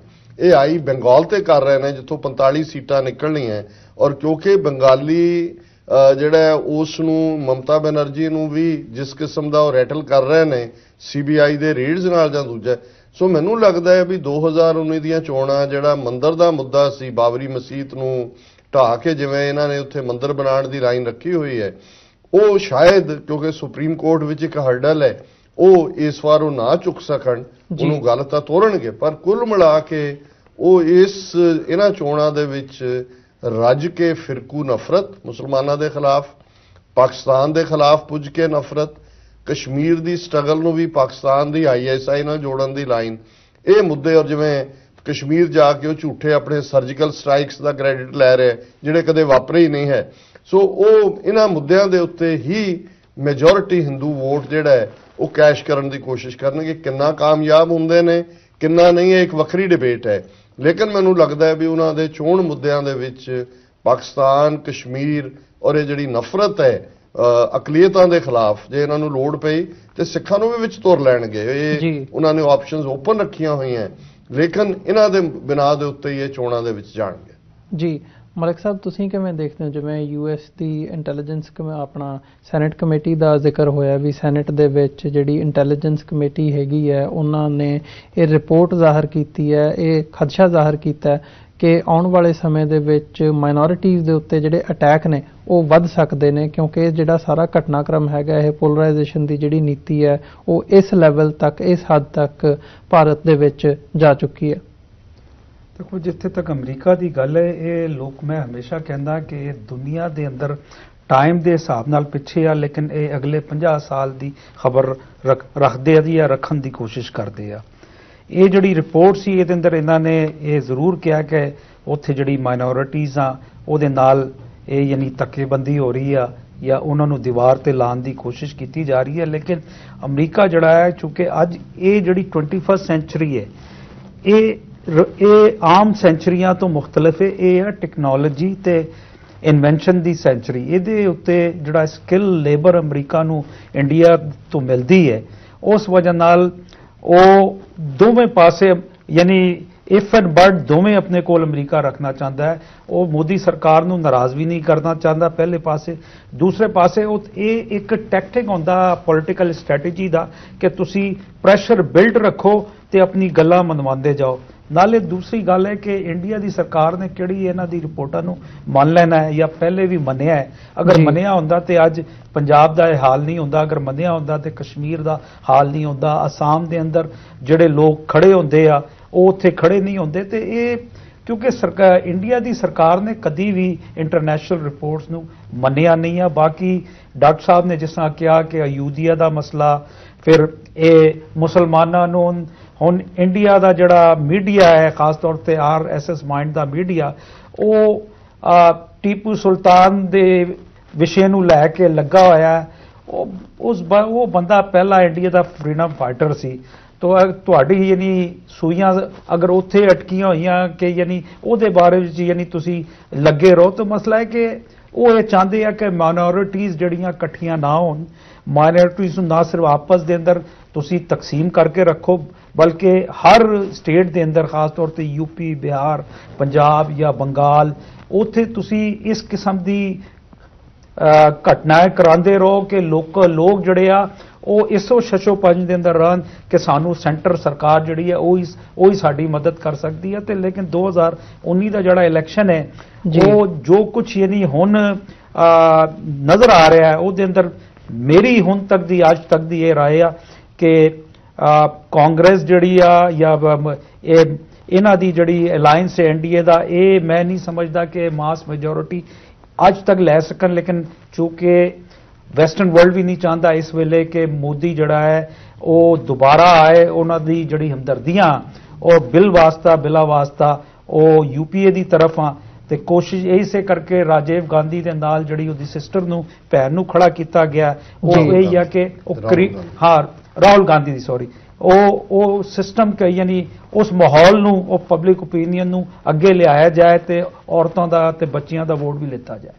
ਜੀ, ਤੇ ਘੱਟ ਗਿਣਤੀਆਂ ਦੇ ਹਵਾਲੇ ਨਾਲ ਜਿਹੜਾ ਮਾਹੌਲ ਹੈਗਾ, ਖਾਸ ਤੌਰ ਤੇ ਜੇ ਅਸੀਂ ਮੱਧ ਪ੍ਰਦੇਸ਼ ਦੀ ਗੱਲ ਕਰਨੀ ਹੋਵੇ ਤਾਂ ਰੀਸੈਂਟਲੀ ਉੱਥੋਂ ਖਬਰ ਹੈਗੀ ਹੈ ਕਿ 3 ਮੁਸਲਮਾਨ ਨੌਜਵਾਨਾਂ ਦੇ ਖਿਲਾਫ NSA ਨੈਸ਼ਨਲ ਸਿਕਿਉਰਿਟੀ ਐਕਟ ਦੇ ਤਹਿਤ ਮਾਮਲਾ ਦਰਜ ਕੀਤਾ ਗਿਆ। ਤੇ ਮਾਮਲਾ ਕੀ ਹੈਗਾ ਕਿ ਗਊ ਹੱਤਿਆ ਦੇ ਵਿੱਚ ਉਹਨਾਂ ਦੀ ਅਲੈਜਡ ਇਨਵੋਲਵਮੈਂਟ ਹੈਗੀ ਹੈ। ਉਹ ਵੀ ਹਜੇ ਪ੍ਰੂਵ ਨਹੀਂ ਹੋਈ, ਪ੍ਰੂਵ ਜਾ ਕੇ ਕੋਰਟ ਦੇ ਵਿੱਚ ਹੋਊਗੀ। ਤੇ ਜੇ ਗਊ ਹੱਤਿਆ ਦਾ ਮਾਮਲਾ ਨੈਸ਼ਨਲ ਸਿਕਿਉਰਿਟੀ ਦੇ ਮਾਮਲੇ ਨਾਲ ਕੰਪੇਅਰ ਕਰਕੇ ਨੈਸ਼ਨਲ ਸਿਕਿਉਰਿਟੀ ਐਕਟ ਦੇ ਤਹਿਤ 3 ਮੁਸਲਮਾਨ ਨੌਜਵਾਨਾਂ ਨੂੰ ਉਸ ਦੇ ਵਿੱਚ ਇੰਡਾਈਟ ਕੀਤਾ ਜਾਂਦਾ, ਤਾਂ ਕੀ ਸਮਝਦੇ ਹੋ? ਇਦਾਂ ਦੇ ਹੀ ਮਾਮਲੇ ਸਿੱਖਾਂ ਦੇ ਖਿਲਾਫ ਵੀ ਦੇਖਣ ਨੂੰ ਮਿਲਦੇ ਨੇ, ਉਹਦੀ ਵੀ ਰੀਸੈਂਟ ਐਗਜ਼ਾਮਪਲ ਹੈਗੀ ਹੈ। ਤੇ ਘੱਟ ਗਿਣਤੀਆਂ ਦਾ ਜਿਹੜਾ ਹਵਾਲਾ ਹੈਗਾ ਜਾਂ ਘੱਟ ਗਿਣਤੀਆਂ ਦਾ ਜਦੋਂ ਸਵਾਲ ਆਉਂਦਾ ਤਾਂ ਕਿਵੇਂ ਇਸ ਸਾਰੇ ਪਾਰਟ ਨੂੰ ਤੁਸੀਂ ਦੇਖਦੇ ਹੋ, ਜਾਂ ਆਉਣ ਵਾਲੇ ਸਮੇਂ ਦੇ ਵਿੱਚ ਕੀ ਨਜ਼ਰ ਆਉਂਦਾ ਵੀ ਘੱਟ ਗਿਣਤੀਆਂ ਦੀ ਪਲਾਈਟ ਕਿੱਧਰ ਨੂੰ ਜਾ ਰਹੀ ਹੈ? ਦੇਖੋ, ਇਹ ਜਿੰਨੇ ਵੀ ਮੁੱਦੇ ਨਾ, ਇਹਦਾ ਜਿਹੜਾ ਮਰਕਜ਼ ਹੈ ਉਹ ਧਰਮ ਹੈ। ਤੇ ਇੰਡੀਆ ਦੇ ਅੰਦਰ ਚੁੱਕੇ ਮਾਸ ਮੈਜੋਰਿਟੀ ਜਿਹੜੀ ਆ ਉਹ ਇੱਕ ਹਿੰਦੂ ਧਰਮ ਦੀ ਮੰਨਣ ਵਾਲੀ ਹੈ। ਤੇ ਲੋਕ ਇੰਨੇ ਯਾਨੀ ਉਹਨਾਂ ਕੋਲ ਨਾ ਇੰਨੀ ਐਜੂਕੇਸ਼ਨ ਹੈ, ਔਰ ਖਾਸ ਤੌਰ ਤੇ ਜਿਹੜੇ ਛੋਟੇ ਛੋਟੇ ਕਸਬੇ ਹੁੰਦੇ ਆ, ਇੱਥੇ ਬੜਾ ਆਸਾਨ ਹੁੰਦਾ ਹੈ ਕਿ ਕਿਸੇ ਨੂੰ ਤੁਸੀਂ ਧਰਮ ਦੇ ਨਾਂ ਤੇ, ਗਾਂ ਮਾਤਾ ਦੇ ਨਾਂ ਤੇ, ਜਾਂ ਕਿਸੇ ਯਾਨੀ ਕਿ ਇਹਨਾਂ ਨੇ ਸਾਡੇ ਕਿਸੇ ਮਜ਼ਹਬੀ ਉਸ ਦਾ ਅਪਮਾਨ ਕੀਤਾ ਹੈ। ਤੇ ਇਹ ਚੀਜ਼ਾਂ ਜਿਹੜੀਆਂ ਛੋਟੇ ਸ਼ਹਿਰਾਂ ਦੇ ਅੰਦਰ, ਛੋਟੇ ਕਸਬਿਆਂ ਦੇ ਜਲਦੀ ਜਾਗਰੂਕ ਵੀ ਹੁੰਦੀਆਂ, ਫੈਲਦੀਆਂ ਵੀ ਆ, ਤੇ ਉੱਥੇ ਜਿਹੜਾ ਇੱਕ ਆਮ ਜਿਹੜਾ ਹਿੰਦੂ ਹੈ ਉਹ ਮੰਨ ਵੀ ਲੈਂਦਾ ਹੈ ਕਿ ਮੁਸਲਮਾਨ ਨੇ ਜਾਂ ਸਿੱਖ ਨੇ ਜਾਂ ਈਸਾਈ ਨੇ ਜਾਂ ਪਾਰਸੀ ਨੇ ਇਹ ਐਕਟ ਕੀਤਾ ਹੈ। ਔਰ ਚूंकि ਇਹ ਮੌਜੂਦਾ ਜਿਹੜੀ ਮੋਦੀ ਦੀ ਗਵਰਨਮੈਂਟ ਹੈ, ਇਹਨਾਂ ਨੇ ਇਹ ਤੈਅ ਕੀਤਾ ਹੋਇਆ ਹੈ ਕਿ ਇਹਨਾਂ ਨੂੰ ਕਿਸੇ ਨੇ ਦੱਸਤਾ ਹੈ ਕਿ 4000 ਸਾਲ ਪਹਿਲੇ ਦਾ ਜਿਹੜਾ ਹਿੰਦੁਸਤਾਨ ਸੀ ਉਹ ਵਾਪਸ ਆ ਗਿਆ, ਤੇ ਇਹ ਇਹਨਾਂ ਦੀ ਜਿਹੜੀ ਸੋਚ ਹੈ, ਇਹਦੀ ਵਜ੍ਹਾ ਨਾਲ ਇਹ ਹਰ ਜਗ੍ਹਾ ਜਿੱਥੇ ਇਹ ਮਾਈਨੋਰਿਟੀਆਂ ਨੂੰ, ਘੱਟ ਗਿਣਤੀ ਦੇ ਲੋਕਾਂ ਨੂੰ ਦਬਾ ਸਕਣ ਧਰਮ ਦੇ ਨਾਂ ਤੇ, ਉੱਥੇ ਇਹ ਦਬਾਂਗੇ। ਹੋਰ ਅਗਰ ਤੁਸੀਂ ਇਹ ਗਾਂ ਦੇ ਮੁਕਦਮੇ ਤੇ ਅਗਰ ਸੈਂਟਰ ਸਰਕਾਰ ਆਂਦੀ ਹੈ ਔਰ ਸੈਂਟਰ ਇੰਟੈਲੀਜੈਂਸ ਆਂਦੀ ਹੈ, ਤੇ ਇਹਦਾ ਮਤਲਬ ਹੈ ਕਿ ਇਹ ਤੇ ਫੇਲੀਅਰ ਹੈ ਸਿੱਧਾ ਸਿੱਧਾ। ਇਹ ਇਸ ਗੱਲ ਦੀ ਨਿਸ਼ਾਨੀ ਹੈ ਕਿ ਯਾਨੀ ਤੁਸੀਂ ਯਾਨੀ ਆਪਣੀ ਸਟੇਟਾਂ ਦੇ ਅੰਦਰ ਫੇਲ ਹੋ। ਕਿਉਂਕਿ ਕੱਲ ਨੂੰ ਇਹ ਹੋਏਗਾ, ਪੰਜਾਬ ਦੇ ਅੰਦਰ 84 ਦੇ ਬਾਅਦ ਕੀ ਹੋਇਆ ਸੀ, ਹਰ ਪੰਜਾਬ ਦੇ ਜਿਹੜਾ ਨੌਜਵਾਨ ਸੀ 18 ਸਾਲ ਤੋਂ ਉੱਤੇ, ਉਹਦੇ ਉੱਤੇ ਗੱਦਾਰੀ ਦਾ ਇਲਜ਼ਾਮ ਤੁਸੀਂ ਲਾ ਕੇ ਉਹਨੂੰ ਬੰਦ ਕਰ ਦਿੱਤਾ ਸੀ। ਕੀ ਹੋਇਆ ਉਸ ਤੋਂ? ਹੋਇਆ ਕਿ ਪੰਜਾਬ ਦੇ ਲੋਕਾਂ ਦੀ ਅੱਖਾਂ ਖੁੱਲੀਆਂ ਕਿ ਅਸੀਂ ਕੋਈ ਵੰਡ ਦੇ ਬਾਅਦ ਜਿਹੜਾ ਅਸੀਂ ਉਸ ਪਾਸੇ ਨਹੀਂ ਗਏ, ਅਸੀਂ ਕੋਈ ਗਲਤੀ ਕੀਤੀ ਸੀ। ਜਾਂ ਕਾਇਦੇ ਆਜ਼ਮ ਨੇ ਜਦੋਂ ਕਿਹਾ ਸੀ ਕਿ ਯੂਨਾਈਟਿਡ ਪੰਜਾਬ ਜਿਹੜਾ ਹੈ ਇਸ ਪਾਸੇ ਆ ਜਾਓ, ਉਹ ਕੀ ਹੋਇਆ ਕਿ ਲੋਕਾਂ ਨੂੰ ਜਦੋਂ ਪਤਾ ਲੱਗਾ, ਉਹਨਾਂ ਦੇ ਨੌਜਵਾਨਾਂ ਨੂੰ ਜਾਲੀ ਮੁਕੱਦਮਿਆਂ ਦੇ ਅੰਦਰ ਬਲਕਿ ਮਾਰਿਆ ਵੀ ਗਿਆ, ਉਹਨਾਂ ਨੂੰ ਸ਼ਰੇਆਮ ਯਾਨੀ ਉਹਨਾਂ ਦਾ ਕਤਲ ਕਰ ਦਿੱਤਾ ਗਿਆ। ਤੇ ਇਹ ਟੈਕਟਿਕਸ ਹੁੰਦੇ ਆ ਸਿਆਸਤ ਦੇ ਅੰਦਰ, ਔਰ ਧਰਮ ਜਿਹੜਾ ਹੈ ਉਹਦਾ ਬੈਰੋਮੀਟਰ ਹੁੰਦਾ ਹੈ। ਜੀ ਡਾਕਟਰ ਸਾਹਿਬ, ਜਿਵੇਂ ਮਲਿਕ ਸਾਹਿਬ ਨੇ ਗੱਲ ਕੀਤੀ ਹੈ ਵੀ ਜਿਹੜਾ ਧਰਮ ਦੀ ਪੋਲਿਟਿਕਸ ਹੈਗੀ ਹੈ ਇਸ ਵਕਤ ਭਾਰਤ ਦੇ ਵਿੱਚ, ਜਿਵੇਂ ਪੋਲਰਾਈਜੇਸ਼ਨ ਦੀ ਨੀਤੀ ਹੈ ਉਹ ਕਿਵੇਂ ਡਿਵਾਈਡ ਕਰ ਰਹੀ ਹੈ। ਮੁਸਲਮਾਨਾਂ ਦਾ ਜ਼ਿਕਰ ਹੋਇਆ, ਸਿੱਖਾਂ ਦੇ ਖਿਲਾਫ ਵੀ 3 ਸਿੱਖ ਨੌਜਵਾਨਾਂ ਦੇ ਖਿਲਾਫ ਜਸਟ ਧਾਰਮਿਕ ਜਿਹੜਾ ਸਿੱਖ ਸਟਰਗਲ ਦੇ ਨਾਲ ਰਿਲੇਟਡ ਲਿਟਰੇਚਰ ਰੱਖਣ ਦੇ ਮਾਮਲੇ ਦੇ ਵਿੱਚ 3 ਸਿੱਖ ਨੌਜਵਾਨਾਂ ਨੂੰ ਜਿਹੜੀ ਉਮਰ ਕੈਦ ਹੈਗੀ ਹੈ ਉਹ ਸੁਣਾਈ ਗਈ ਹੈ। ਸੋ ਇਹਦੇ ਵਿੱਚ ਤੁਸੀਂ ਕੁਝ ਐਡ ਕਰਨਾ ਚਾਹੋਗੇ ਸਿੱਖ ਪਰਸਪੈਕਟਿਵ ਤੋਂ? ਦੇਖੋ, ਜੇ ਅਸੀਂ 20th ਸੈਂਚੁਰੀ ਹਿਸਟਰੀ ਦੇਖੀਏ, ਈਵਨ ਬਿਫੋਰ ਪਾਰਟੀਸ਼ਨ, ਕਾਇਦੇ ਆਜ਼ਮ ਮੁਹੰਮਦ ਅਲੀ ਜਿਨ੍ਹਾਂ ਤੋਂ ਵੱਡਾ ਸੈਕੂਲਰ ਮੈਨੂੰ ਨਹੀਂ ਲੱਗਦਾ ਸਾਊਥ ਏਸ਼ੀਆ 'ਚ ਉਸ ਜ਼ਮਾਨੇ 'ਚ ਕੋਈ ਸੀ, ਜਾਂ ਈਵਨ ਅੱਜ ਵੀ ਕੋਈ ਹੋਏਗਾ। ਲੇਕਿਨ ਉਹਨਾਂ ਨੇ ਕਾਂਗਰਸ ਲੀਡਰ ਹੁੰਦਿਆਂ ਹੋਇਆਂ ਵੀ ਕਲੋਜ਼ਲੀ ਇਸ ਗੱਲ ਨੂੰ ਦੇਖਿਆ ਕਿ ਗਾਂਧੀ, ਨਹਿਰੂ, ਪਟੇਲ ਬੇਸ਼ੱਕ ਇਹ ਸੈਕੂਲਰਿਜ਼ਮ ਦੀ ਗੱਲ ਕਰਦੇ ਨੇ, ਪਰ ਇਹਨਾਂ ਦੇ ਅੰਦਰ ਰਾਮ ਰਾਜ, ਜਿਸ ਦਾ ਮਤਲਬ ਹਿੰਦੂ ਰਾਜ ਹੈ, ਉਹ ਛੁਪਿਆ ਹੋਇਆ। ਸੋ ਜ਼ਾਹਰ ਹੈ ਕਿ ਉਹਨਾਂ ਨੇ ਆਪਣੀ ਕੌਮ ਨੂੰ ਇਸ ਹਿੰਦੂ ਚੱਕਰਵਿਊਹ ਚੋਂ ਕੱਢ ਕੇ ਆਜ਼ਾਦ ਮੁਲਕ ਪਾਕਿਸਤਾਨ ਬਣਾ ਕੇ ਸੁਰਖਰੂ ਕੀਤਾ। ਹੁਣ ਇਹੀ ਖਾਲਿਸਤਾਨ ਦੀ ਗੱਲ ਜੇ ਸਾਡੀ ਸਿੱਖ ਲੀਡਰਸ਼ਿਪ ਨੂੰ ਉਸ ਦੌਰ ਦੇ ਵਿੱਚ ਸਮਝ ਆਈ ਹੁੰਦੀ, ਔਰ ਇਹੀ ਕਾਰਨ ਸੀ ਕਿ ਜਦੋਂ ਈਵਨ ਗਾਂਧੀ ਦੀ ਅਸੈਸੀਨੇਸ਼ਨ ਹੋਈ, ਕਾਇਦੇ ਆਜ਼ਮ ਨੇ ਜਿਹੜੀ ਕੰਡੋਲੈਂਸ ਦੀ ਟੈਲੀਗ੍ਰਾਮ ਦਿੱਤੀ, ਉਹਦੇ 'ਚ ਉਹਨਾਂ ਨੇ ਗਾਂਧੀ ਨੂੰ ਗ੍ਰੇਟ ਹਿੰਦੂ ਲੀਡਰ ਕਿਹਾ। ਉਹ ਕਹਿੰਦਾ ਕਿ ਭਾਈ ਇਹ ਬਹੁਤ ਵੱਡਾ ਹਿੰਦੂਆਂ ਦਾ ਲੀਡਰ ਹੋਇਆ। ਸੋ ਜ਼ਾਹਰ ਹੈ ਕਿ ਆਰਐਸਐਸ ਔਰ ਕਾਂਗਰਸ ਦੀ ਨੀਤੀ 'ਚ ਫਰਕ ਇੰਨਾ ਕੀ ਸੀ ਕਿ ਕਾਂਗਰਸ ਉਸ ਨੂੰ ਮਿੱਠੇ ਪਿਆਰੇ ਇੱਕ ਜਿਹੜਾ ਕਰਪਟਡ ਵੇ ਦੇ ਨਾਲ ਲਾਗੂ ਕਰਨਾ ਚਾਹੁੰਦੇ ਸੀ। ਗਾਂਧੀ ਦਾ ਰਸਤਾ ਇਹ ਸੀ ਜਿਹਨੂੰ ਅਸੀਂ ਡੈਥ ਕਿਸ ਕਹਿੰਦੇ, ਔਰ ਹਿੰਦੂਤਵਾ ਦਾ ਏਜੰਡਾ ਜਿਹੜਾ ਗੋਲਵਲਕਰ ਜਾਂ ਆਰਐਸਐਸ ਦਾ ਸੀ ਉਹ ਸਿੱਧੇ ਤੌਰ ਤੇ ਹਿੰਦੂ ਰਾਸ਼ਟਰ ਦਾ ਸੀ। ਜੀ 5 ਸਾਲ ਦੀ ਮੋਦੀ ਹਕੂਮਤ ਨੇ ਇੱਕ ਗੱਲ ਜ਼ਰੂਰ ਅਚੀਵ ਕੀਤੀ ਹੈ ਕਿ ਉਹਨਾਂ ਨੇ ਦਿੱਲੀ ਤੋਂ ਕੰਨਿਆ ਕੁਮਾਰੀ ਤੱਕ ਜਾਂ ਆਸਾਮ ਤੱਕ ਹਿੰਦੂ ਜਿਹੜੀ ਮੈਜੋਰਿਟੀ ਸੀ 80% ਆਬਾਦੀ, ਉਹਨੂੰ ਹਿੰਦੂਤਵਾ ਦੇ ਰੰਗ 'ਚ ਰੰਗ ਦਿੱਤਾ ਹੈ। ਇਹਦੇ 'ਚ ਕੋਈ ਦੋ ਰਾਵਾਂ ਨਹੀਂ ਨੇ। ਇਹੀ ਕਾਰਨ ਹੈ, ਬੇਸ਼ੱਕ ਇਹ ਡਿਬੇਟ ਹੋ ਸਕਦੀ ਹੈ ਜੀ ਕਿ ਕਾਂਗਰਸ ਜਾਂ ਰੀਜਨਲ ਪਾਰਟੀਆਂ ਦਾ ਫਰੰਟ ਪਾਵਰ 'ਚ ਆਏਗਾ ਜਾਂ ਮੋਦੀ ਦੁਬਾਰਾ ਆਏਗਾ। ਜਿਵੇਂ ਤੁਸੀਂ ਮੱਧ ਪ੍ਰਦੇਸ਼ ਦੇ ਹਵਾਲੇ ਨਾਲ ਗੱਲ ਕੀਤੀ ਕਿ 3 ਮੁਸਲਮਾਨ ਨੌਜਵਾਨ ਗਾਂ ਮਾਰਨ ਦੇ ਇਲਜ਼ਾਮ 'ਚ ਉਹਨਾਂ ਤੇ ਐਨਐਸਏ ਲਾਇਆ ਗਿਆ, ਨੈਸ਼ਨਲ ਸਿਕਿਉਰਿਟੀ ਐਕਟ ਜੀ, ਜਾਂ ਪੰਜਾਬ ਦੇ ਵਿੱਚ 3 ਸਿੱਖ ਨੌਜਵਾਨ, ਇਸ ਲਈ ਉਹਨਾਂ ਨੂੰ ਨਵਾਂ ਸ਼ਹਿਰ ਦੀ ਅਦਾਲਤ ਨੇ ਉਮਰ ਕੈਦ ਦਿੱਤੀ ਕਿ ਉਹਨਾਂ ਦੇ ਕੋਲੋਂ ਖਾਲਿਸਤਾਨ ਦਾ ਲਿਟਰੇਚਰ ਬਰਾਮਦ ਹੋਇਆ। ਇਹ ਪਹਿਲੀ ਵਾਰ ਹੈ ਕਿ ਕੋਈ ਵੈਪਨ ਬਰਾਮਦਗੀ ਦੇ ਥੱਲੇ ਨਹੀਂ, ਲਿਟਰੇਚਰ ਬਰਾਮਦਗੀ ਦੇ ਥੱਲੇ। ਸੋ ਇਹ 10 ਪੰਜਾਬ 'ਚ ਵੀ ਕਾਂਗਰਸ ਦੀ ਹਕੂਮਤ ਹੈ, ਮੱਧ ਪ੍ਰਦੇਸ਼ 'ਚ ਵੀ ਜਿਹੜਾ ਇਹ ਐਨਐਸਏ ਲਾਇਆ ਗਿਆ। ਕਮਲਨਾਥ ਹੁਣੇ ਤਾਜ਼ਾ ਜਿਹੜਾ ਮੁੱਖ ਮੰਤਰੀ ਬਣਿਆ, ਔਰ ਇਹ ਉਹੀ ਕਮਲਨਾਥ ਹੈ ਜਿਹੜਾ ਨਵੰਬਰ 84 ਦੀ ਸਿੱਖ ਜੈਨੋਸਾਈਡ ਦੀ ਜਿਹੜੀ ਲਾਈਨ ਹੈ ਉਹਦੇ ਵਿੱਚ ਵੀ ਇਹ ਇਨਵੋਲਵ ਸੀ। ਸੋ ਕੁੱਲ ਮਿਲਾ ਕੇ ਬੇਸ਼ੱਕ ਦੂਸਰੇ ਫਰੰਟ ਦੀ ਵੀ ਹਕੂਮਤ ਬਣ ਜਾਏ, ਪਰ ਜਿਹੜੀਆਂ ਹਿੰਦੂਤਵਾਦੀਆਂ ਨੀਤੀਆਂ RSS ਨੇ ਇੰਪਲੀਮੈਂਟ ਕਰ ਦਿੱਤੀਆਂ ਉਹਨਾਂ ਨੂੰ ਕੋਈ ਰਿਵਰਸ ਨਹੀਂ ਕਰ ਸਕੇਗਾ। ਸੋ ਜਿਵੇਂ ਮਲਕ ਸਾਹਿਬ ਨੇ ਕਿਹਾ, ਮਜ਼ਹਬ ਸਾਊਥ ਏਸ਼ੀਆ ਦੇ ਵਿੱਚ ਹਮੇਸ਼ਾ ਇੱਕ ਬੜਾ ਸੈਂਸਿਟਿਵ ਇਸ਼ੂ ਰਿਹਾ। ਅੰਗਰੇਜ਼ਾਂ ਦੇ ਵੇਲੇ ਵੀ ਫਿਰਕੂ ਫਸਾਦ ਹੁੰਦੇ ਰਹੇ ਨੇ, ਯੂਪੀ ਬਿਹਾਰ ਨੂੰ, ਪੰਜਾਬ 'ਚ ਨਹੀਂ ਹੋਏ। ਇਹ ਗੱਲ ਇਸ ਤੋਂ ਪਹਿਲਾਂ ਵੀ ਸ਼ੋਅ ਤੋਂ ਅਸੀਂ ਡਿਸਕਸ ਕਰ ਰਹੇ ਸੀ ਕਿ ਪੰਜਾਬ ਦੇ ਵਿੱਚ ਜਿਹੜਾ ਬਿਲਕੁਲ ਵੱਖਰਾ ਮਾਹੌਲ ਰਿਹਾ ਹੈ, ਬਾਰਿੰਗ ਫਿਊ ਇਨਸੀਡੈਂਟਸ ਜਿਹੜੀਆਂ ਇੱਧਰ ਉੱਧਰ ਹੋ ਜਾਂਦੀਆਂ ਸੀ, ਕਦੇ ਵੀ ਫਿਰਕੂ ਫਸਾਦ ਨਹੀਂ। ਲੇਕਿਨ ਬੰਗਾਲ, ਯੂਪੀ, ਬਿਹਾਰ ਇਹ ਬ੍ਰਿਟਿਸ਼ ਪੀਰੀਅਡ 'ਚ ਵੀ ਸੀ, ਔਰ ਉਹਦੇ ਵਿੱਚ ਜਿੱਥੇ ਉਹ ਲੋਕ ਜਿਹੜੇ ਜ਼ਾਤ ਪਾਤ 'ਚ ਵੰਡੇ ਹੋਏ ਨੇ, ਜਿਨ੍ਹਾਂ ਨੂੰ ਜਿਹੜਾ ਉਹ ਪਰੋਸਿਆ ਜਾਂਦਾ ਹੈ ਝੂਠ ਮਜ਼ਹਬ ਦੇ ਨਾਂ ਥੱਲੇ, ਉਹਨਾਂ ਨੂੰ ਭੜਕਾਣਾ ਜਾਂ ਉਹਨਾਂ ਨੂੰ ਇਹ ਕਹਿਣਾ, ਜਿਵੇਂ ਅੱਜ ਟਰੰਪ ਐਡਮਿਨਿਸਟ੍ਰੇਸ਼ਨ ਜੇ ਹਰ ਬਿਮਾਰੀ ਲਈ ਇਮੀਗ੍ਰੈਂਟਸ ਨੂੰ ਦੋਸ਼ ਦੇ, ਤੇ ਜ਼ਾਹਰ ਹੈ ਵੀ ਕਲਾਸ ਹੈ ਅਮਰੀਕਾ ਦੀ ਜਿਹੜੀ ਵਾਈਟ ਰੇਸ ਵਾਲੇ, ਜਿਹੜੇ ਕਿਸੇ ਵੇਲੇ ਕੂਕਲੈਕਸ ਕਲੈਨ ਦੀ ਜਿਹੜੀ ਆਈਡੀਓਲੋਜੀ ਨਾਲ ਜੁੜੇ ਹੋਏ ਸੀ, ਉਹ ਬਿਲੀਵ ਕਰਦੇ ਨੇ, ਅੱਜ ਵੀ ਇੱਕ ਹੋਰ।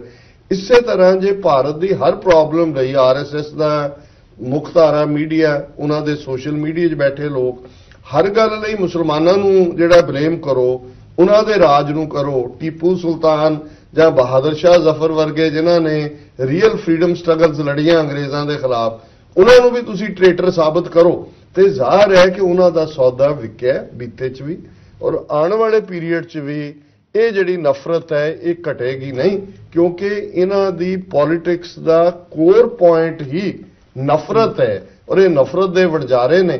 ਇੰਦਰਾ ਗਾਂਧੀ ਨੇ ਸਿੱਖਾਂ ਦੇ ਖਿਲਾਫ ਨਫ਼ਰਤ ਵੇਚੀ, ਜੂਨ 84 ਦਾ ਘੱਲੂਘਾਰਾ ਕੀਤਾ, ਨਵੰਬਰ 84 ਦਾ ਕੀਤਾ। ਆਪ ਭਾਵੇਂ ਉਹ ਮਾਰੀ ਗਈ, ਲੇਕਿਨ ਉਹਦਾ ਮੁੰਡਾ 3/4 ਮੈਜੋਰਿਟੀ ਦੇ ਨਾਲ ਜਿਹੜਾ ਪਾਰਲੀਮੈਂਟ ਉਹਨੇ ਕੈਪਚਰ ਕੀਤੀ। ਮੋਦੀ ਨੇ ਹਜ਼ਾਰਾਂ ਮੁਸਲਮਾਨ ਗੁਜਰਾਤ ਦੇ ਵਿੱਚ ਮਾਰੇ, ਗੋਧਰਾ ਕਾਂਡ ਦੀ ਆੜ ਦੇ ਵਿੱਚ। ਉਹ ਉੱਥੋਂ ਨਾ ਸਿਰਫ 3-4 ਵਾਰ ਚੀਫ ਮਿਨਿਸਟਰ ਬਣਿਆ, ਉਹ ਪ੍ਰਾਈਮ ਮਿਨਿਸਟਰ ਦੀ ਕੁਰਸੀ ਤੱਕ ਪਹੁੰਚ ਗਿਆ। ਸੋ ਇਸ ਵੇਲੇ ਜਿਹੜੀਆਂ ਮਾਈਨੋਰਿਟੀਜ਼ ਨੇ, ਅਕਲੀਅਤਾਂ ਨੇ, ਉਹ ਸਿਟਿੰਗ ਡਕਸ ਨੇ, ਸੌਫਟ ਟਾਰਗੇਟ ਨੇ, ਸਾਰੀਆਂ ਹੀ ਪੋਲੀਟੀਕਲ ਫੋਰਸਿਸ ਹੈ। ਇਹੀ ਕਾਰਨ ਹੈ ਕਿ ਰਾਹੁਲ ਗਾਂਧੀ ਇਸ ਵੇਲੇ ਉਹਨੇ ਪ੍ਰੂਵ ਕੀਤਾ ਹੈ ਕਿ ਉਹ ਇਹਨਾਂ ਨਾਲੋਂ ਜ਼ਿਆਦਾ ਪੱਕਾ ਹਿੰਦੂ ਹੈ, ਉਹ ਸ਼ਿਵਜੀ ਦਾ ਭਗਤ ਹੈ, ਉਹਨੇ ਜਨੇਊ ਪਾਇਆ ਹੋਇਆ ਹੈ। ਕੌਲ ਜਿਹੜਾ ਸਰਨੇਮ ਹੈ ਉਹ ਉਹਨੇ ਜਾ ਕੇ ਪੁਸ਼ਕਰ ਦੇ ਬ੍ਰਾਹਮਣਾਂ ਤੋਂ ਲਿਆ ਕਿ ਜੀ ਮੈਂ ਉਹ ਕੌਲ ਕਸ਼ਮੀਰੀ ਬ੍ਰਾਹਮਣ ਹੈ।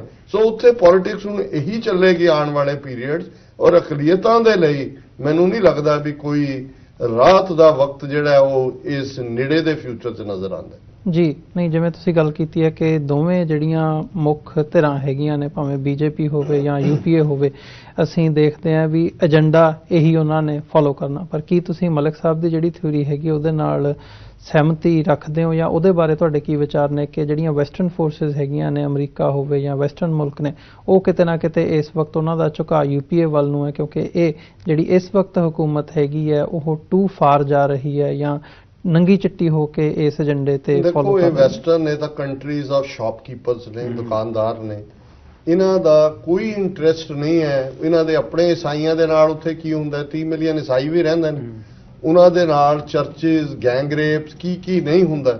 ਇਹ ਠੀਕ ਹੈ ਵੀ ਜਿੱਥੇ ਇਹਨਾਂ ਦਾ ਫਾਇਦਾ ਵੀ ਹੁੰਦਾ ਹੋਏ ਤੇ ਕਿਸੇ ਅਕਲੀਅਤ ਦਾ ਭਲਾ ਵੀ ਹੋ ਜਾਏ, ਉੱਥੇ ਉਹ ਕਰ ਦੇਣਗੇ ਮਾੜਾ ਮੋਟਾ, ਉਹ ਰਿਪੋਰਟ ਵੀ ਕੱਢ ਦੇਣਗੇ, ਅੰਦਰ ਵੜ ਕੇ ਕੋਈ ਕਿਸੇ ਨੂੰ ਵੀਜ਼ਾ ਵੀ ਦੇ ਦੇਣਗੇ, ਇੱਥੇ ਆਏ ਨੂੰ ਅਸਾਈਲਮ ਵੀ ਦੇ ਦੇਣਗੇ।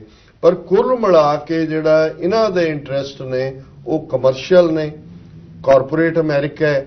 ਕਾਰਪੋਰੇਟ ਅਮਰੀਕਾ ਦੇ ਦਰਵਾਜ਼ੇ ਮਨਮੋਹਨ ਸਿੰਘ ਨੇ ਖੋਲੇ 1990 'ਚ, ਉਹ ਮੋਦੀ ਨੂੰ ਵੀ ਸੂਟ ਕਰਦਾ, ਉਹ ਵੀ ਬਾਣੀਆਂ ਦਾ ਮੁਲਕ ਹੈ। ਗੁਜਰਾਤੀ ਸਾਰੇ ਅਡਵਾਨੀਜ਼ ਔਰ ਜੇਠ ਮਲਾਨੀਜ਼ ਔਰ ਮਨਸੁਖਾਨੀਜ਼ ਇਹੀ ਕੁਝ ਕਰਦੇ ਨੇ। ਰਾਫੇਲ ਡੀਲ ਨੂੰ ਲੈ ਕੇ ਦੇਖ ਲਓ ਕੀ ਹੋਇਆ।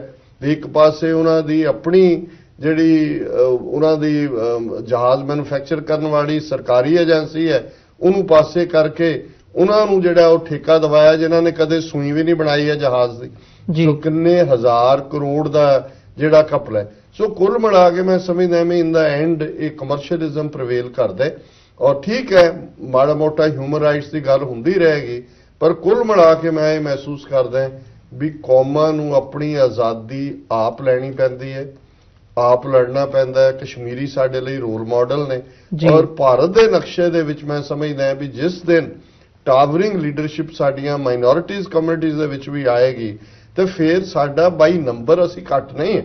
200 ਮਿਲੀਅਨ ਮੁਸਲਮਾਨ ਹੈ, 30 ਮਿਲੀਅਨ ਸਿੱਖ ਹੈ, 30 ਮਿਲੀਅਨ ਈਸਾਈ ਹੈ। 100 ਮਿਲੀਅਨ ਤੋਂ ਜ਼ਿਆਦਾ ਦਲਿਤ ਹੈ, ਟ੍ਰਾਈਬਲਸ ਨੇ, ਪਰ ਉਹਨਾਂ ਨੂੰ ਇੰਨੀ ਬੁਰੀ ਤਰ੍ਹਾਂ ਵੰਡਿਆ ਹੋਇਆ ਹੈ, ਡਿਵਾਈਡ ਕੀਤਾ ਹੋਇਆ ਹੈ ਜਾਂ ਡਰਾਇਆ ਹੋਇਆ ਹੈ। ਇਸ ਵੇਲੇ ਦਾ ਹਾਲ ਇਹ ਹੈ, ਜੋ ਮੁਸਲਮਾਨਾਂ ਦੇ, ਚਲੋ ਸਿੱਖ ਤਾਂ ਮਾੜਾ ਮੋਟਾ ਡਾਇਸਪੋਰਾ 'ਚ ਨੇ, ਬੋਲਦੇ ਨੇ, ਪੰਜਾਬ 'ਚ ਵੀ ਮਾੜੀ ਮੋਟੀ ਆਵਾਜ਼ ਹੈ। ਭਾਰਤ ਦੇ ਕਸ਼ਮੀਰੀਆਂ ਨੂੰ ਛੱਡ ਦਿਓ ਤੇ ਬਾਕੀ 200 ਮਿਲੀਅਨ ਮੁਸਲਮਾਨਾਂ ਦੀ ਆਵਾਜ਼ ਕਿੱਥੇ ਹੈ? ਈਵਨ ਕਾਂਗਰਸ ਦੇ ਵਿੱਚ ਵੀ ਉਹ ਦੁਬਕ ਕੇ ਬੈਠੇ ਨੇ। RSS BJP ਦੇ ਥੱਲੇ ਤਾਂ ਹੈ ਹੀ ਹੈ, ਕਿਉਂਕਿ ਇਹੀ ਕੰਮ ਅਲਟੀਮੇਟਲੀ ਹੁੰਦਾ ਹੈ ਕਿ ਤੁਸੀਂ ਖੌਫ ਪੈਦਾ ਕਰਦੇ ਹੋ, ਡਰ ਪੈਦਾ ਕਰਦੇ ਹੋ। ਅਕਲੀਤਾਂ ਇਸ ਵੇਲੇ ਖੌਫ ਦੇ ਵਿੱਚ ਜੀ ਰਹੀਆਂ ਨੇ। ਜੀ ਮਲਿਕ ਸਾਹਿਬ ਤੇ ਡਾਕਟਰ ਸਾਹਿਬ, ਸਾਡਾ ਸਮਾਂ ਨਹੀਂ ਇਜਾਜ਼ਤ ਦਿੰਦਾ ਗੱਲਬਾਤ ਨੂੰ ਹੋਰ ਅੱਗੇ ਤੋਰਨ ਦੇ ਲਈ। ਅਸੀਂ ਇੱਕ ਛੋਟੇ ਜਿਹੇ ਬ੍ਰੇਕ ਦੇ ਲਈ ਇੱਥੇ ਰੁਕਾਂਗੇ ਤੇ ਬ੍ਰੇਕ ਤੋਂ ਬਾਅਦ ਜਿਹੜੀ ਇਹ ਸਾਡੀ ਡਿਸਕਸ਼ਨ ਹੈਗੀ ਹੈ ਕਰੰਟ ਅਫੇਅਰਸ ਦੇ ਉੱਤੇ, ਇਹਨੂੰ ਅਸੀਂ ਜਾਰੀ ਰੱਖਾਂਗੇ। ਸੋ ਵਿਊਅਰਸ, ਇਸੇ ਤਰ੍ਹਾਂ ਤੁਸੀਂ ਬਣੇ ਰਹੋ। ਇੱਕ ਛੋਟੇ ਜਿਹੇ ਬ੍ਰੇਕ ਤੋਂ ਬਾਅਦ ਦੁਬਾਰਾ ਫਿਰ ਮੁਲਾਕਾਤ ਹੁੰਦੀ ਹੈ।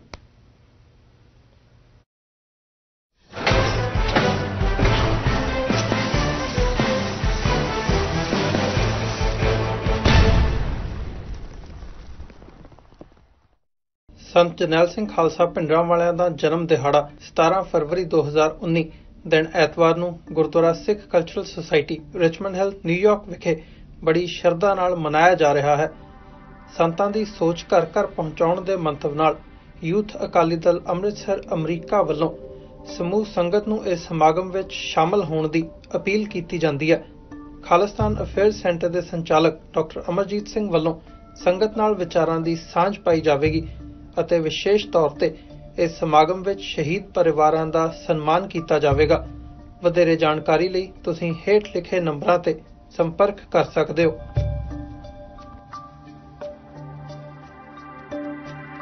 ਕੀ ਤੁਸੀਂ ਆਪਣੇ ਟੈਕਸਿਸ ਨੂੰ ਲੈ ਕੇ ਚਿੰਤਤ ਹੋ? ਤੁਸੀਂ ਆਪਣੀ ਕਮਾਈ ਲਈ ਮਿਹਨਤ ਕਰਦੇ ਹੋ, ਭਾਵੇਂ ਤੁਸੀਂ ਨੌਕਰੀ ਵਿੱਚ ਹੋਵੋ ਜਾਂ ਆਪਣਾ ਬਿਜ਼ਨਸ ਚਲਾਉਂਦੇ ਹੋ। ਜਦੋਂ ਟੈਕਸ ਭਰਨ ਦਾ ਸਮਾਂ ਆਉਂਦਾ ਹੈ ਤਾਂ ਤੁਹਾਨੂੰ ਇੱਕ ਭਰੋਸੇਯੋਗ ਟੈਕਸ ਅਕਾਊਂਟੈਂਟ ਦੀ ਲੋੜ ਹੈ, ਜੋ ਟੈਕਸ ਬੈਲੈਂਸ ਦਾ ਤੁਹਾਡੇ ਪੱਖ ਵਿੱਚ ਜਾਣਾ ਯਕੀਨੀ ਬਣਾਵੇ। ਸਿਆਟਲ ਦੀ ਜਾਣੀ ਪਹਿਚਾਣੀ company accurate accountants and taxes ਤੁਹਾਡੀ ਸੇਵਾ ਵਿੱਚ ਹਾਜ਼ਰ ਹੈ। ਅਸੀਂ ਹਰ ਤਰ੍ਹਾਂ ਦੇ ਟੈਕਸ ਭਰਨ ਵਿੱਚ ਤੁਹਾਡੀ ਮਦਦ ਕਰਾਂਗੇ।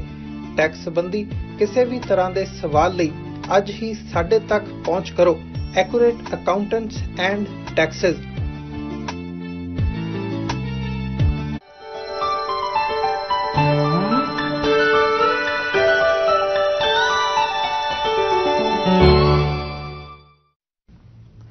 ਵਿਊਅਰਸ, ਬ੍ਰੇਕ ਤੋਂ ਬਾਅਦ ਤੁਹਾਡੇ ਸਾਰਿਆਂ ਦਾ ਸਵਾਗਤ ਹੈ। ਅਸੀਂ ਜਿਹੜੀ ਸਾਡੀ ਅੱਜ ਦੀ ਪੈਨਲ ਡਿਸਕਸ਼ਨ ਹੈਗੀ ਹੈ, Khalistan affairs centre doctor Amarjit Singh ਤੇ ਪੋਲੀਟੀਕਲ ਐਨਾਲਿਸਟ, ਪਾਕਿਸਤਾਨ ਮੂਲ ਦੇ ਜਿਹੜੇ ਪੱਤਰਕਾਰ ਜਰਨਲਿਸਟ ਇੱਥੇ, ਜਿਨ੍ਹਾਂ ਨੇ ਆਪਣੀ ਕਾਫੀ ਜ਼ਿੰਦਗੀ ਦਾ ਵੱਡਾ ਹਿੱਸਾ ਇਸ ਪੱਤਰਕਾਰੀ ਦੇ ਆਪਣੇ ਸੇਵਾ ਦੇ ਵਿੱਚ ਲੰਘਾਇਆ ਹੈਗਾ, ਸਲੀਮ ਮਲਿਕ ਸਾਹਿਬ, ਉਹਨਾਂ ਦੇ ਨਾਲ ਸ਼ੁਰੂਆਤ ਕਰਦੇ ਹਾਂ। ਅਸੀਂ ਬ੍ਰੇਕ ਤੇ ਜਾਣ ਤੋਂ ਪਹਿਲਾਂ ਗੱਲਬਾਤ ਕਰ ਰਹੇ ਸੀ, ਕਸ਼ਮੀਰ ਦੇ ਇਸ਼ੂ ਦੇ ਉੱਤੇ ਗੱਲ ਕੀਤੀ ਹੈ ਤੇ ਖਾਸ ਤੌਰ ਤੇ ਭਾਰਤ ਦੀਆਂ ਜਿਹੜੀਆਂ ਇਲੈਕਸ਼ਨਸ ਹੈਗੀਆਂ ਨੇ ਤੇ ਉੱਥੇ ਕਿਵੇਂ ਮਾਈਨੋਰਿਟੀਜ਼ ਦੇ ਨਾਲ ਜਿਹੜਾ ਧੱਕਾ ਹੋ ਰਿਹਾ ਹੈ ਉਸ ਬਾਰੇ ਵਿਚਾਰ ਚਰਚਾ ਕੀਤੀ ਹੈ। ਇਸੇ ਨੂੰ ਅਸੀਂ ਅੱਗੇ ਤੋਰਦੇ ਹਾਂ।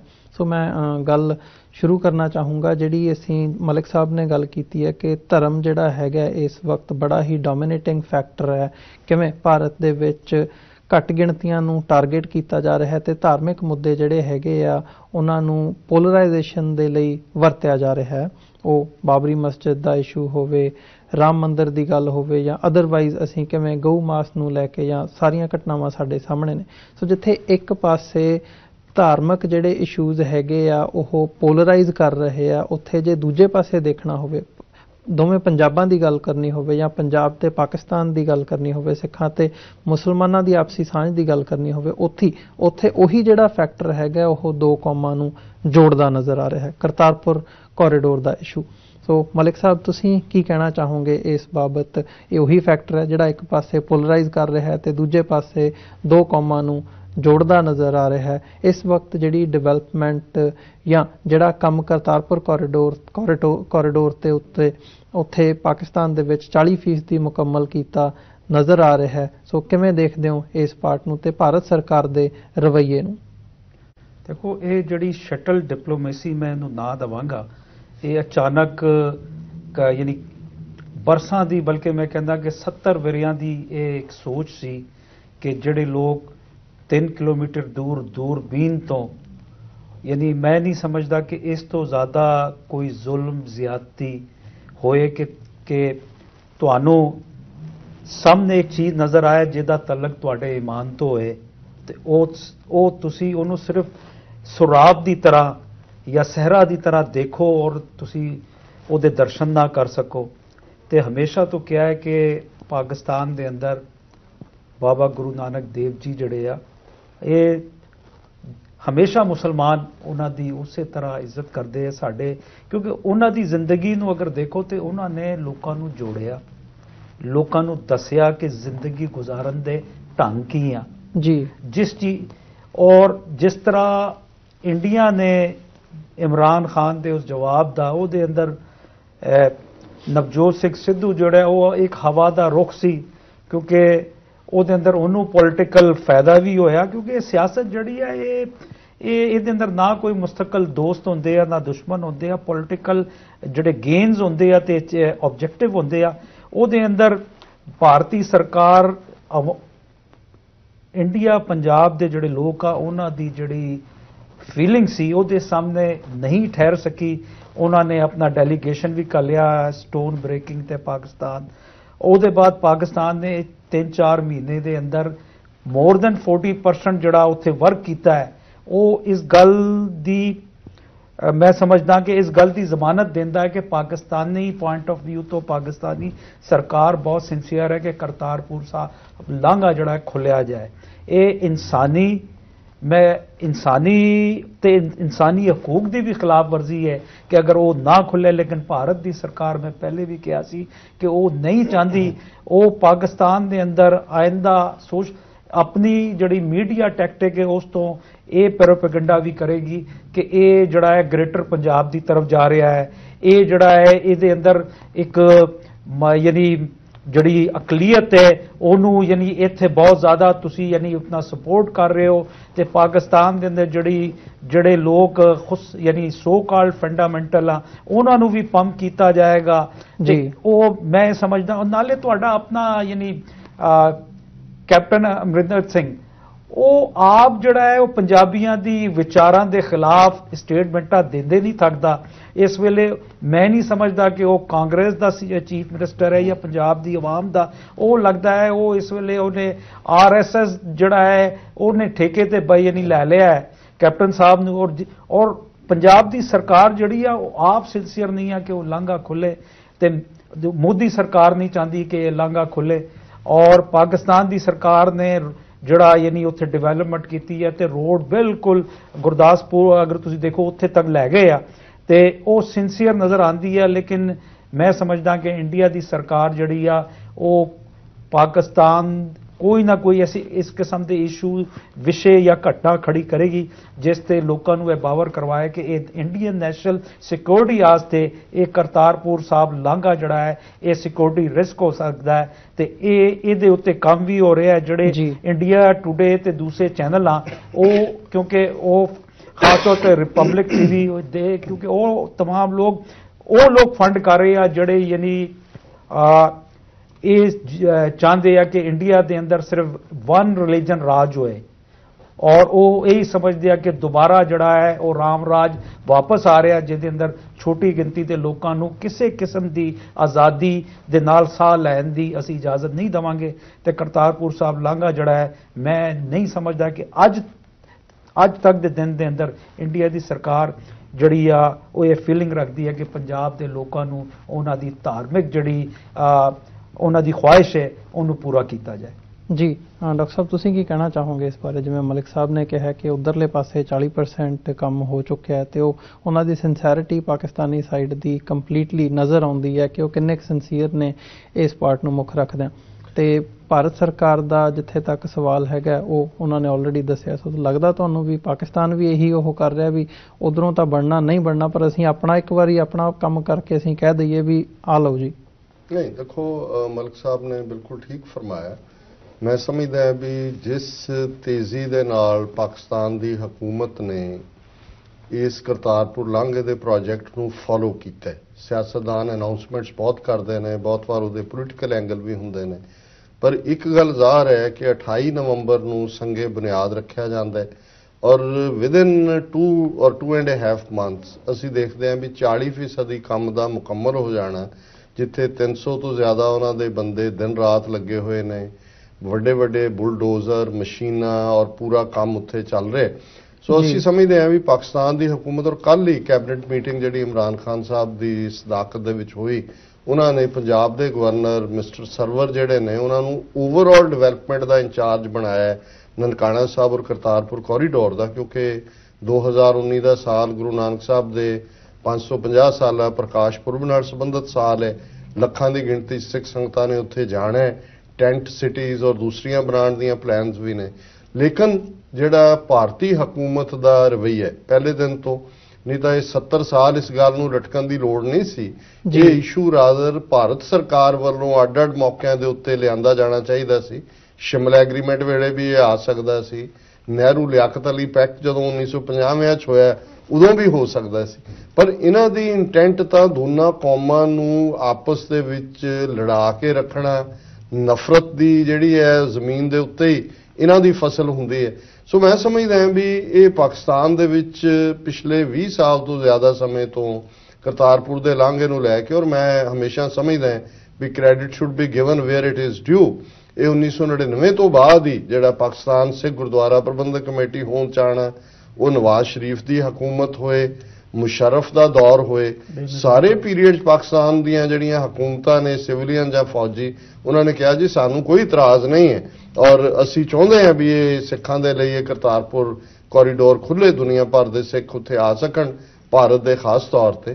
ਪਰ ਮੈਂ ਸਮਝਦਾ ਵੀ ਪੋਲੀਟੀਕਲ ਵਿਲ ਜਿਹੜੀ ਹੈ ਜਨਰਲ ਬਾਜਵਾ ਔਰ ਇਮਰਾਨ ਖਾਨ ਦੀ ਹਕੂਮਤ ਨੇ ਦਿਖਾਈ ਹੈ। ਔਰ ਸਾਡਾ ਮੇਰਾ ਵੀ ਇਹੀ ਖਦਸ਼ਾ ਹੈ ਕਿ ਜਿਵੇਂ ਕਿ ਐਸਾ ਇਹ ਕੀ ਕਰਨਗੇ ਟੁਵਰਡਸ ਦਾ ਐਂਡ, ਜਦੋਂ ਕਿ ਉਧਰੋਂ ਮੁਕੰਮਲ ਵੀ ਹੋ ਜਾਂਦਾ ਹੈ, ਇਧਰੋਂ ਪਹਿਲਾਂ ਟੈਕਨੀਕੈਲਿਟੀਜ਼ ਦੀਆਂ ਅਡਾਉਣੀਆਂ ਡਾਉਣਗੇ, ਫਿਰ ਜਿਵੇਂ ISI ਨਾਲ ਜੋੜ ਕੇ ਪ੍ਰਚਾਰ ਕੀਤਾ ਜਾਂਦਾ ਹੈ ਇਹ ਕਰਨਗੇ, ਜਾਂ ਕੋਈ ਹੋਰ ਜਿਹੜੀ ਹੈ ਜਿਹਨੂੰ ਕਹਿੰਦੇ ਨੇ ਵੀ ਸਮ ਮਿਸਚੀਫ ਅਪ देयर ਸਲੀਵਸ, ਕਿਉਂਕਿ ਇਹ ਕਦੇ ਵੀ ਨਹੀਂ ਚਾਹਣਗੇ। ਲੇਕਿਨ ਅੱਜ ਇਹ ਇਸ਼ੂ, ਕਿਉਂਕਿ ਇਹ ਧਾਰਮਿਕ ਫੇਥ ਦਾ ਮਾਮਲਾ ਹੈ, 70 ਸਾਲ ਤੋਂ ਸਿੱਖਾਂ ਦੀਆਂ ਦੁਆਵਾਂ ਦਾ ਮਾਮਲਾ ਹੈ, ਔਰ 5 ਮਿਲੀਅਨ ਸਿੱਖ ਡਾਇਸਪੋਰਾ ਜਿਹੜਾ ਬਾਜ਼ ਅੱਖ ਰੱਖਦਾ ਹੈ। ਇਹ 47 ਤੋਂ ਪਹਿਲਾਂ ਦੀ ਭੋਲੀ ਭਾਲੀ ਸਿੱਖ ਕੌਮ ਨਹੀਂ ਹੈ ਜਿਹਨੂੰ ਗਾਂਧੀ ਤੇ ਨਹਿਰੂ ਨੇ, ਤਾਰਾ ਸਿੰਘ ਔਰ ਦੂਸਰਿਆਂ ਨੂੰ ਵਰਗਲਾ ਲਿਆ। ਅਸੀਂ ਜੂਨ 84 ਦੇਖਿਆ, ਨਵੰਬਰ 84 ਦੇਖਿਆ, ਸਿੱਖ ਨਸਲਕੁਸ਼ੀ ਪੰਜਾਬ 'ਚ ਦੇਖੀ ਹੈ।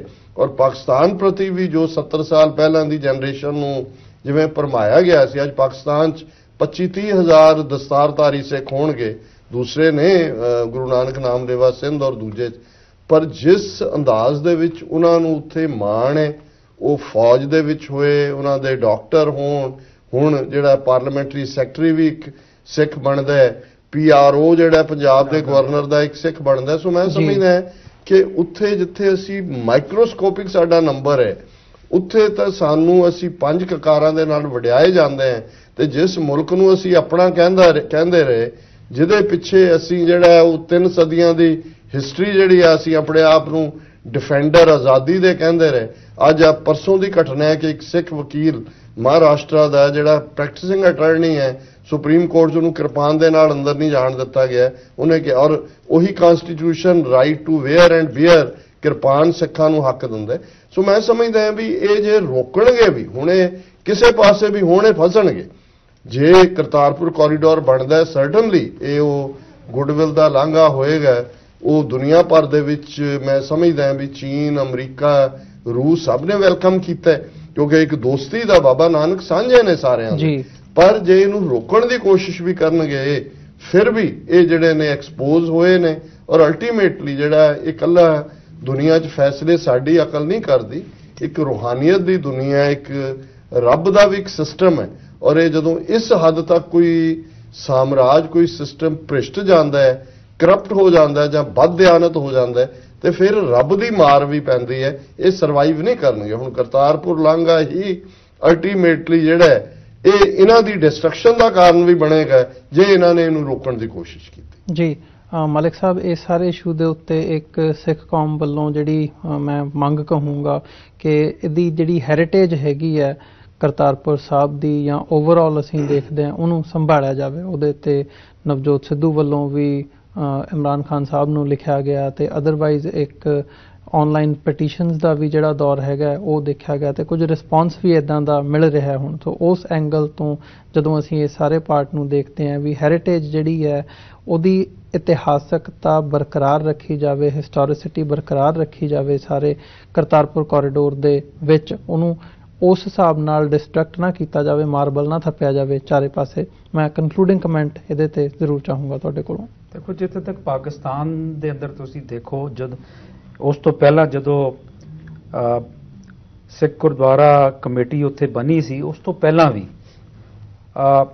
ਕੋਈ ਛੋਟੀ ਮੋਟੇ ਕ੍ਰਾਈਮ ਕਿਸੇ ਖਾਸ ਮਾਈਨੋਰਿਟੀ ਦੇ ਖਿਲਾਫ ਕੋਈ ਹੋਇਆ ਹੈ, ਉਹਦਾ ਤਲਕ ਕਦੀ ਨਸਲਕਸ਼ੀ ਤੋਂ ਨਹੀਂ ਸੀ, ਦੁਸ਼ਮਣੀ ਤੋਂ ਨਹੀਂ ਸੀ, ਨਫ਼ਰਤ ਤੋਂ ਨਹੀਂ ਸੀ। ਮੈਂ ਪਾਕਿਸਤਾਨ ਦਾ ਰਹਿਣ ਵਾਲਾ, ਮੈਂ ਇਸ ਗੱਲ ਨੂੰ ਬੜੇ ਜ਼ਿੰਮੇਦਾਰੀ ਨਾਲ ਬਤੌਰ ਜਰਨਲਿਸਟ ਬਹੁਤ ਜ਼ਿੰਮੇਦਾਰੀ ਨਾਲ ਮੈਂ ਗੱਲ ਕਰ ਰਿਹਾ। ਤੇ ਦੂਸਰਾ ਇਹ ਹੈ ਕਿ ਪੰਜਾਬ ਦੀ ਜਿਹੜੀ ਧਰਤੀ ਸੀ ਉਹ ਅਗਰ ਤੁਸੀਂ ਦੇਖੋ ਵੰਡ ਤੋਂ ਪਹਿਲਾਂ ਉੱਥੇ ਲੋਕ ਪਹਿਰੇ ਦਿੰਦੇ ਸੀ ਇੱਕ ਦੂਸਰੇ ਦੀ ਇੱਜ਼ਤਾਂ ਦੇ, ਇਹੋ ਹੀ ਪੰਜਾਬ ਸੀ। ਵੰਡ ਤੋਂ ਪਹਿਲਾਂ, ਵੰਡ ਦੇ ਦੌਰਾਨ ਜਿਸ ਕਿਸਮ ਦੀ ਉੱਥੇ ਨਫ਼ਰਤ ਕਰਾਈ ਗਈ ਤੇ ਜਿਸ ਕਿਸਮ ਦੀ, ਕਿਉਂਕਿ ਉਹਦੀ ਬੁਨਿਆਦੀ ਵਜ੍ਹਾ ਸੀ, ਮੈਂ ਹਮੇਸ਼ਾ ਕਹਿੰਦਾ ਕਿ ਪੰਜਾਬ ਇਸ ਕਰਕੇ ਬਦਕਿਸਮਤ ਰਿਹਾ ਕਿ ਪੰਜਾਬ ਨੇ ਕਦੀ ਕੋਈ ਕਦਾਵਰ ਲੀਡਰ ਪੈਦਾ ਨਹੀਂ ਕੀਤਾ। ਅਗਰ 19ਵੀਂ ਸਦੀ ਦੇ ਅੰਦਰ ਪੰਜਾਬ ਨੇ ਕੋਈ ਕਦਾਵਰ ਲੀਡਰ ਪੈਦਾ ਕੀਤਾ ਹੁੰਦਾ ਤੇ ਪੰਜਾਬ ਦੇ ਅੰਦਰ ਇਹ ਜਿਹੜਾ ਜੋ ਕੁਝ ਉੱਥੇ ਹੋਇਆ, ਜਿਹੜਾ ਇਤਿਹਾਸ ਲਿਖਿਆ ਗਿਆ ਨਫ਼ਰਤ ਦਾ, ਉਹ ਕਦੀ ਵੀ ਨਹੀਂ ਹੁੰਦਾ। ਇਹ ਕਿਉਂਕਿ ਜੋ ਲੀਡਰ 47 ਤੋਂ ਪਹਿਲਾਂ ਸਾਡੇ ਕੋਲ ਪੰਜਾਬ ਦੇ ਅੰਦਰ ਸੀ, ਉਹਨਾਂ ਦਾ ਕੋਈ ਕੱਦ ਨਹੀਂ ਸੀ। ਉਹਨਾਂ ਦਾ ਇਹ ਸੀ ਕਿ ਜਿਹੜਾ ਟਾਂਗਾ ਭਰਿਆ ਹੈ ਦੇਖਿਆ ਉਹਦੇ ਅੰਦਰ ਬਹਿ ਜਾਓ ਤੇ ਚਲੋ ਇਹਨੀ ਤਸਵੀਰ ਤੇ ਖਿੱਚੀ ਜਾਏਗੀ। ਲੇਕਿਨ ਅੱਜ ਚੂੰਕਿ 21ਵੀਂ ਸਦੀ ਜਿਹੜੀ ਆ, ਮੈਂ ਕਹਿੰਦਾ ਇਹ ਡਿਜੀਟਲ ਇਨਫੋਰਮੇਸ਼ਨ ਤੇ ਇਨਵੈਂਸ਼ਨ ਦੀ ਸਦੀ ਹੈ। ਇਹਦੇ ਅੰਦਰ ਤੁਸੀਂ ਕਿਸੇ ਕੌਮ ਨੂੰ, ਕਿਸੇ ਧਰਮ ਨੂੰ ਕੈਦ ਨਹੀਂ ਕਰ ਸਕਦੇ। ਤੇ ਇੰਡੀਆ ਦੀ ਕੋਸ਼ਿਸ਼ ਸਿਰਫ ਇਹ ਆ ਕਿ ਉਹ ਪੰਜਾਬ ਦੇ ਜਿਹੜੇ ਲੋਕ ਆ ਜੀ, ਉਹਨਾਂ ਨੂੰ ਅੱਜ ਵੀ ਜ਼ਹਿਨੀ ਤੌਰ ਤੇ ਗੁਲਾਮ ਬਣਾ ਕੇ ਰੱਖਣਾ ਚਾਹੁੰਦਾ ਹੈ। ਔਰ ਉਹਨਾਂ ਨੂੰ ਪਤਾ ਕਿ ਅਗਰ ਇਹ ਕੌਮ ਨਿਕਲ ਗਈ ਹੱਥੋਂ ਤੇ ਫਿਰ ਨਾ ਬਾਰਡਰ ਰਹੇਗਾ, ਨਾ ਫਿਰ ਉਹਨਾਂ ਦੀ ਜਿੱਥੇ ਯਾਨੀ ਇਹ ਸਖਤ ਜਾਨ ਕੌਮ ਹੈ, ਜਗੰਜੂ ਕੌਮ ਹੈ, ਇਹ ਇੱਜ਼ਤ ਦਾ ਮਾਣ ਰੱਖਣ ਵਾਲੀ ਕੌਮ ਹੈ। ਇਹਨਾਂ ਨੂੰ ਕਾਬੂ ਕਰਕੇ ਰੱਖੋ। ਔਰ ਜੋ ਕੁਝ ਉੱਥੇ ਇਲੈਕਸ਼ਨ ਦੇ ਅੰਦਰ ਸਰਕਾਰਾਂ ਆਈਆਂ, ਚਾਹੇ ਉਹ ਅਕਾਲੀ ਦਲ ਦੀ ਹੈ ਜਾਂ ਕਾਂਗਰਸ ਦੀ ਹੈ, ਅਗਰ 20 ਸਾਲਾਂ ਦੇ ਅੰਦਰ ਵੇਖੋ ਉਹਨਾਂ ਨੇ ਪੰਜਾਬ ਦੀ ਆਵਾਮ ਨੂੰ ਡਿਲੀਵਰ ਨਹੀਂ ਕੀਤਾ। ਤੇ ਇਸ ਮੁੱਦੇ ਤੇ ਖਾਸ ਤੌਰ ਤੇ ਕਰਤਾਰਪੁਰ ਸਾਹਿਬ ਦੇ ਦੋਵੇਂ ਜਿੰਨੇ ਵੀ, ਚਾਹੇ ਉਹ ਅਕਾਲੀ ਆ ਜਾਂ ਕਾਂਗਰਸ ਆ, ਉਹ ਸਾਰੇ ਵਿੱਚੋਂ ਇੱਕ ਆ, ਕਿਉਂਕਿ ਉਹਨਾਂ ਦੀ ਰੋਟੀਆਂ ਮੁੱਕ ਜਾਣੀਆਂ। ਅਗਰ ਇਹ ਵਿਸ਼ਾ ਖਤਮ ਹੋ ਗਿਆ ਤੇ ਇਹ ਲਾਂਘਾ ਖੁੱਲ ਗਿਆ ਤੇ ਲੋਕਾਂ ਨੇ 3 ਕਿਲੋਮੀਟਰ ਜਿਹੜਾ ਉਹ ਪੈਦਲ ਜਾ ਕੇ ਆਣਾ ਜਾਣਾ ਹੈ ਤੇ ਉਹ ਇਹ ਨਹੀਂ ਚਾਹੁੰਦੇ ਕਿ ਮਲਕ ਸਾਹਿਬ ਜਿਹੜਾ ਇਹ ਜਾਨਣਾ ਚਾਹੁੰਦੇ ਸੀ, ਇੱਕ ਆਨਲਾਈਨ ਪਟੀਸ਼ਨ ਵੀ ਚੱਲ ਰਹੀ ਹੈ, ਉਹਨਾਂ ਦੀ ਬੇਸਿਕਲੀ ਕੋਈ ਅਹਿਮੀਅਤ ਨਹੀਂ ਹੈ। ਨਹੀਂ, ਇਹ ਪੋਜ਼ਿਟਿਵ ਸਾਈਡ ਤੋਂ ਇਹ ਹੈ ਕਿ ਵੀ ਜਿਵੇਂ ਜਿਹੜੀ ਡਿਵੈਲਪਮੈਂਟ ਕਰਤਾਰਪੁਰ ਲਾਂਘੇ ਨੂੰ ਲੈ ਕੇ ਹੋ ਰਹੀ ਹੈ, ਉਸ ਦੇ ਵਿੱਚ ਜਿਵੇਂ ਅਸੀਂ ਆਪਣੇ ਭਾਰਤੀ ਕਬਜ਼ੇ ਵਾਲੇ ਪੰਜਾਬ 'ਚ ਦੇਖਿਆ ਕਿ ਕਾਰ ਸੇਵਾ ਦੇ ਨਾਂ ਥੱਲੇ ਹਿਸਟੋਰਿਸਿਟੀ ਡਿਸਟਰੋਏ ਹੁੰਦੀ ਹੈ, ਸੰਗਮਰਮਰ ਲਾਇਆ ਜਾਂਦਾ ਹੈ, ਜਾਂ ਦੂਜਾ ਵੀ ਇਹ ਨਾ ਹੋਏ ਦੂਸਰੇ ਪਾਸੇ ਜੰਗਲ ਆਫ ਕੰਕਰੀਟ ਬਣਦਾ ਜਾਏ। ਔਰ ਜਿਹੜੀ ਕਰਤਾਰਪੁਰ ਦੀ ਕੁਦਰਤੀ ਫਿਜ਼ਾ ਹੈ ਜਿਸ ਦੇ ਵਿੱਚ ਗੁਰੂ ਸਾਹਿਬ ਨੇ ਖੇਤੀਬਾੜੀ ਕੀਤੀ, ਉਸ ਦਾ ਇੱਕ ਹੈਰੀਟੇਜ ਸਟੇਟਸ ਹੈ, ਉਹ ਇੱਕ ਪੁਰਾਣਾ ਖੂਹ ਮੌਜੂਦ ਹੈ, ਮਜ਼ਾਰ ਮੌਜੂਦ ਹੈ। ਸੋ ਇਹ ਅਪੀਲ ਡਾਇਸਪੋਰਾ ਸਿੱਖਾਂ ਵੱਲੋਂ ਪੈਟੀਸ਼ਨ ਰੂਪ 'ਚ ਵੀ ਪਾਕਿਸਤਾਨ ਹਕੂਮਤ ਨੂੰ ਕੀਤੀ ਗਈ ਹੈ ਕਿ ਜਿਹੜੀ ਡਿਵੈਲਪਮੈਂਟ ਹੋਣੀ ਹੈ ਕਰਤਾਰਪੁਰ ਕੋਰੀਡੋਰ ਦੀ, ਜਿੱਥੇ ਕਿ ਟਰਮੀਨਲ ਬਣਨਾ ਹੈ, ਸਰਾਵਾਂ ਜਾਂ ਹੋਰ ਕੰਪਲੈਕਸ, ਉਹਨੂੰ ਕਮਰਸ਼ੀਅਲਾਈਜ਼ ਬਹੁਤੇ ਵੱਡੇ ਲੈਵਲ ਤੇ ਨਾ ਕੀਤਾ ਜਾਏ।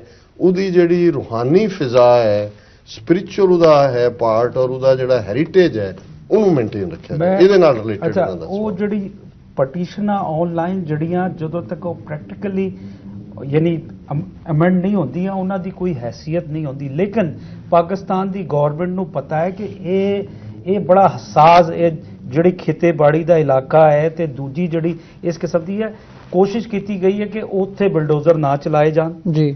ਤੇ ਕੁਝ ਤੇ ਮਜਬੂਰੀ ਹੋਏਗੀ, ਕੁਝ ਤੁਸੀਂ ਜਦੋਂ ਰਸਤਾ ਲੈਣਾ ਹੈ, ਲੇਕਿਨ ਇੱਕ ਡਿਸਟੈਂਸ ਤੋਂ, ਲੇਕਿਨ ਇੱਕ ਮੈਕਸਿਮਮ ਇਹ ਵਜ੍ਹਾ ਹੈ ਕਿ 70 ਵਰਿਆਂ ਦੇ ਅੰਦਰ ਉੱਥੇ ਕੋਈ ਡਿਵੈਲਪਮੈਂਟ ਇਸ ਕਰਕੇ ਨਹੀਂ ਕੀਤੀ ਗਈ ਸੀ ਕਿਉਂਕਿ ਇਹ ਦੇਖਿਆ ਗਿਆ ਸੀ ਕਿ ਇਸ ਚਾਹੇ ਉਹ ਜ਼ਮੀਨ ਹੈ ਉੱਥੇ, ਚਾਹੇ ਉੱਥੇ ਗੰਨਾ ਉਗਦਾ ਹੈ, ਕਪਾਸ ਉਗਦੀ ਹੈ ਜਾਂ ਜੋ ਵੀ ਹੈ, ਉਹਦੇ ਪਿੱਛੇ ਲੋਕਾਂ ਦਾ ਇੱਕ ਅਹਿਸਾਸ ਹੈ, ਇੱਕ ਨਜ਼ਰੀਆ ਹੈ। ਇੱਕ ਕੌਮ ਜਿਹੜੀ ਆ 3 ਕਿਲੋਮੀਟਰ ਦੂਰ ਤੋਂ ਜਦੋਂ ਫਸਲਾਂ ਦੇਖਦੀ ਸੀ ਤੇ ਆਪ ਯਾਨੀ ਜ਼ਹਿਨੀ ਤੌਰ ਤੇ ਉਹ ਆਪ ਇਹ ਸਮਝਦੀ ਸੀ ਕਿ ਅਸੀਂ ਉੱਥੇ ਖਲੋਤੇ ਹੋਏ ਆ।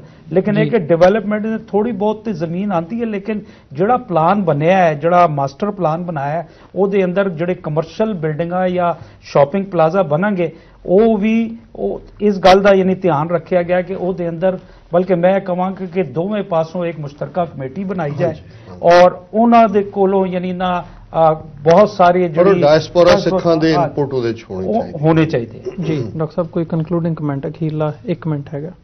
ਦੇਖੋ ਮੈਂ ਸਮਝਦਾ ਵੀ ਪਾਕਿਸਤਾਨ ਦੀ ਹਕੂਮਤ ਔਰ ਆਵਾਮ ਜਿੰਨਾ ਪਿਆਰ ਇਸ ਸਾਰੇ ਪੀਰੀਅਡ 'ਚ ਖਾਸ ਤੌਰ ਤੇ ਕਰਤਾਰਪੁਰ ਲਾਂਘੇ ਤੋਂ ਬਾਅਦ ਦੋਨੋਂ ਪਾਸੇ ਕ੍ਰੀਏਟ ਹੋਇਆ, ਸਾਨੂੰ ਬੜੇ ਵਿਸ਼ਵਾਸ ਨਾਲ ਔਰ ਬੜੀ ਅਲਰਟਨੈਸ ਦੇ ਨਾਲ ਇੱਕ ਕਦਮ ਅੱਗੇ ਪੁੱਟਣ ਦੀ ਲੋੜ ਹੈ।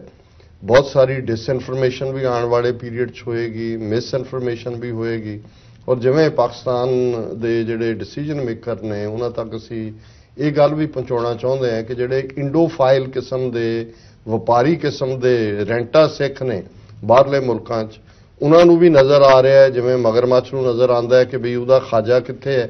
ਸੋ ਇਸ ਗੱਲ ਨੂੰ ਉਹ ਯਕੀਨੀ ਬਣਾਉਣ ਕਿ ਇਸ ਕਿਸਮ ਦੇ ਜਿਹੜੇ ਅਪਰਚੂਨਿਸਟ ਲੋਕ ਨੇ ਔਰ ਜਿਹੜੇ ਅਲਟੀਮੇਟਲੀ ਜਿਨ੍ਹਾਂ ਦੀ ਲਾਇਲਟੀ ਇੰਡੀਆ ਨਾਲ ਹੈ ਉਹਨਾਂ ਦੀ ਸ਼ਨਾਖਤ ਕਰਨ। ਡਾਇਸਪੋਰਾ ਸਿੱਖ 5 ਮਿਲੀਅਨ ਇੱਕ ਪਾਵਰਫੁਲ ਐਂਟੀਟੀ ਹੈ, ਬੜੇ ਵੈਲ ਆਫ ਨੇ ਔਰ ਅਸੀਂ ਸਿਰਫ ਕਰਤਾਰਪੁਰ ਦੇ ਉਸ ਲਾਂਘੇ ਤੱਕ ਹੀ ਮਹਿਦੂਦ ਨਹੀਂ ਹੈ। ਅਸੀਂ ਸਮਝਦੇ ਹਾਂ ਵੀ ਆਉਣ ਵਾਲੇ ਪੀਰੀਅਡ 'ਚ ਜਿਹੜੀ ਗੁੱਡਵਿਲ ਹੈ ਇਹਨਾਂ ਦੋਨਾਂ ਕੌਮਾਂ ਦੇ ਵਿੱਚ ਔਰ ਵੱਡੇ ਲੈਵਲ ਦੇ ਉੱਤੇ ਸਿੱਖ ਜਿਹੜੇ ਕਾਰੋਬਾਰੀ ਨੇ ਉਹ ਭਵਿੱਖ ਦੇ ਵਿੱਚ ਪਾਕਿਸਤਾਨ ਦੇ ਵਿੱਚ ਵੀ ਇਨਵੈਸਟ ਕਰਨ ਔਰ ਅਸੀਂ ਆਪਣੇ ਜਿਹੜੇ ਉੱਥੇ ਸਾਡਾ ਇਤਿਹਾਸ ਹੈ, ਸਾਡਾ ਮੱਕਾ ਮਦੀਨਾ ਹੈ, ਸਾਡੀ ਤਹਿਜ਼ੀਬ ਹੈ, ਬੋਲੀ ਹੈ, 5 ਦਰਿਆਵਾਂ ਦਾ ਸਾਡਾ ਉਹ ਇਤਿਹਾਸ ਜਿਹੜਾ 4000 ਸਾਲ ਪਹਿਲਾਂ ਤੋਂ ਜਿਹੜਾ ਉੱਥੇ ਉਹ ਸਾਂਝਵਾਲ ਹੈ ਉਸ ਦੇ ਵਿੱਚ ਹੋਰ ਵੀ ਅਸੀਂ ਉਸ ਨੂੰ ਮਜ਼ਬੂਤ ਕਰ ਸਕੀਏ।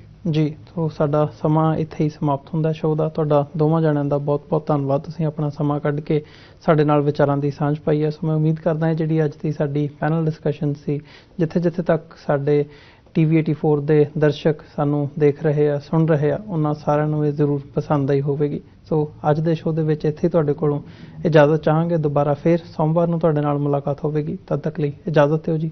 ਫਤਿਹ ਦੀ ਸਾਂਝ ਪਾਈਏ। ਵਾਹਿਗੁਰੂ ਜੀ ਕਾ ਖਾਲਸਾ, ਵਾਹਿਗੁਰੂ ਜੀ ਕੀ ਫਤਿਹ।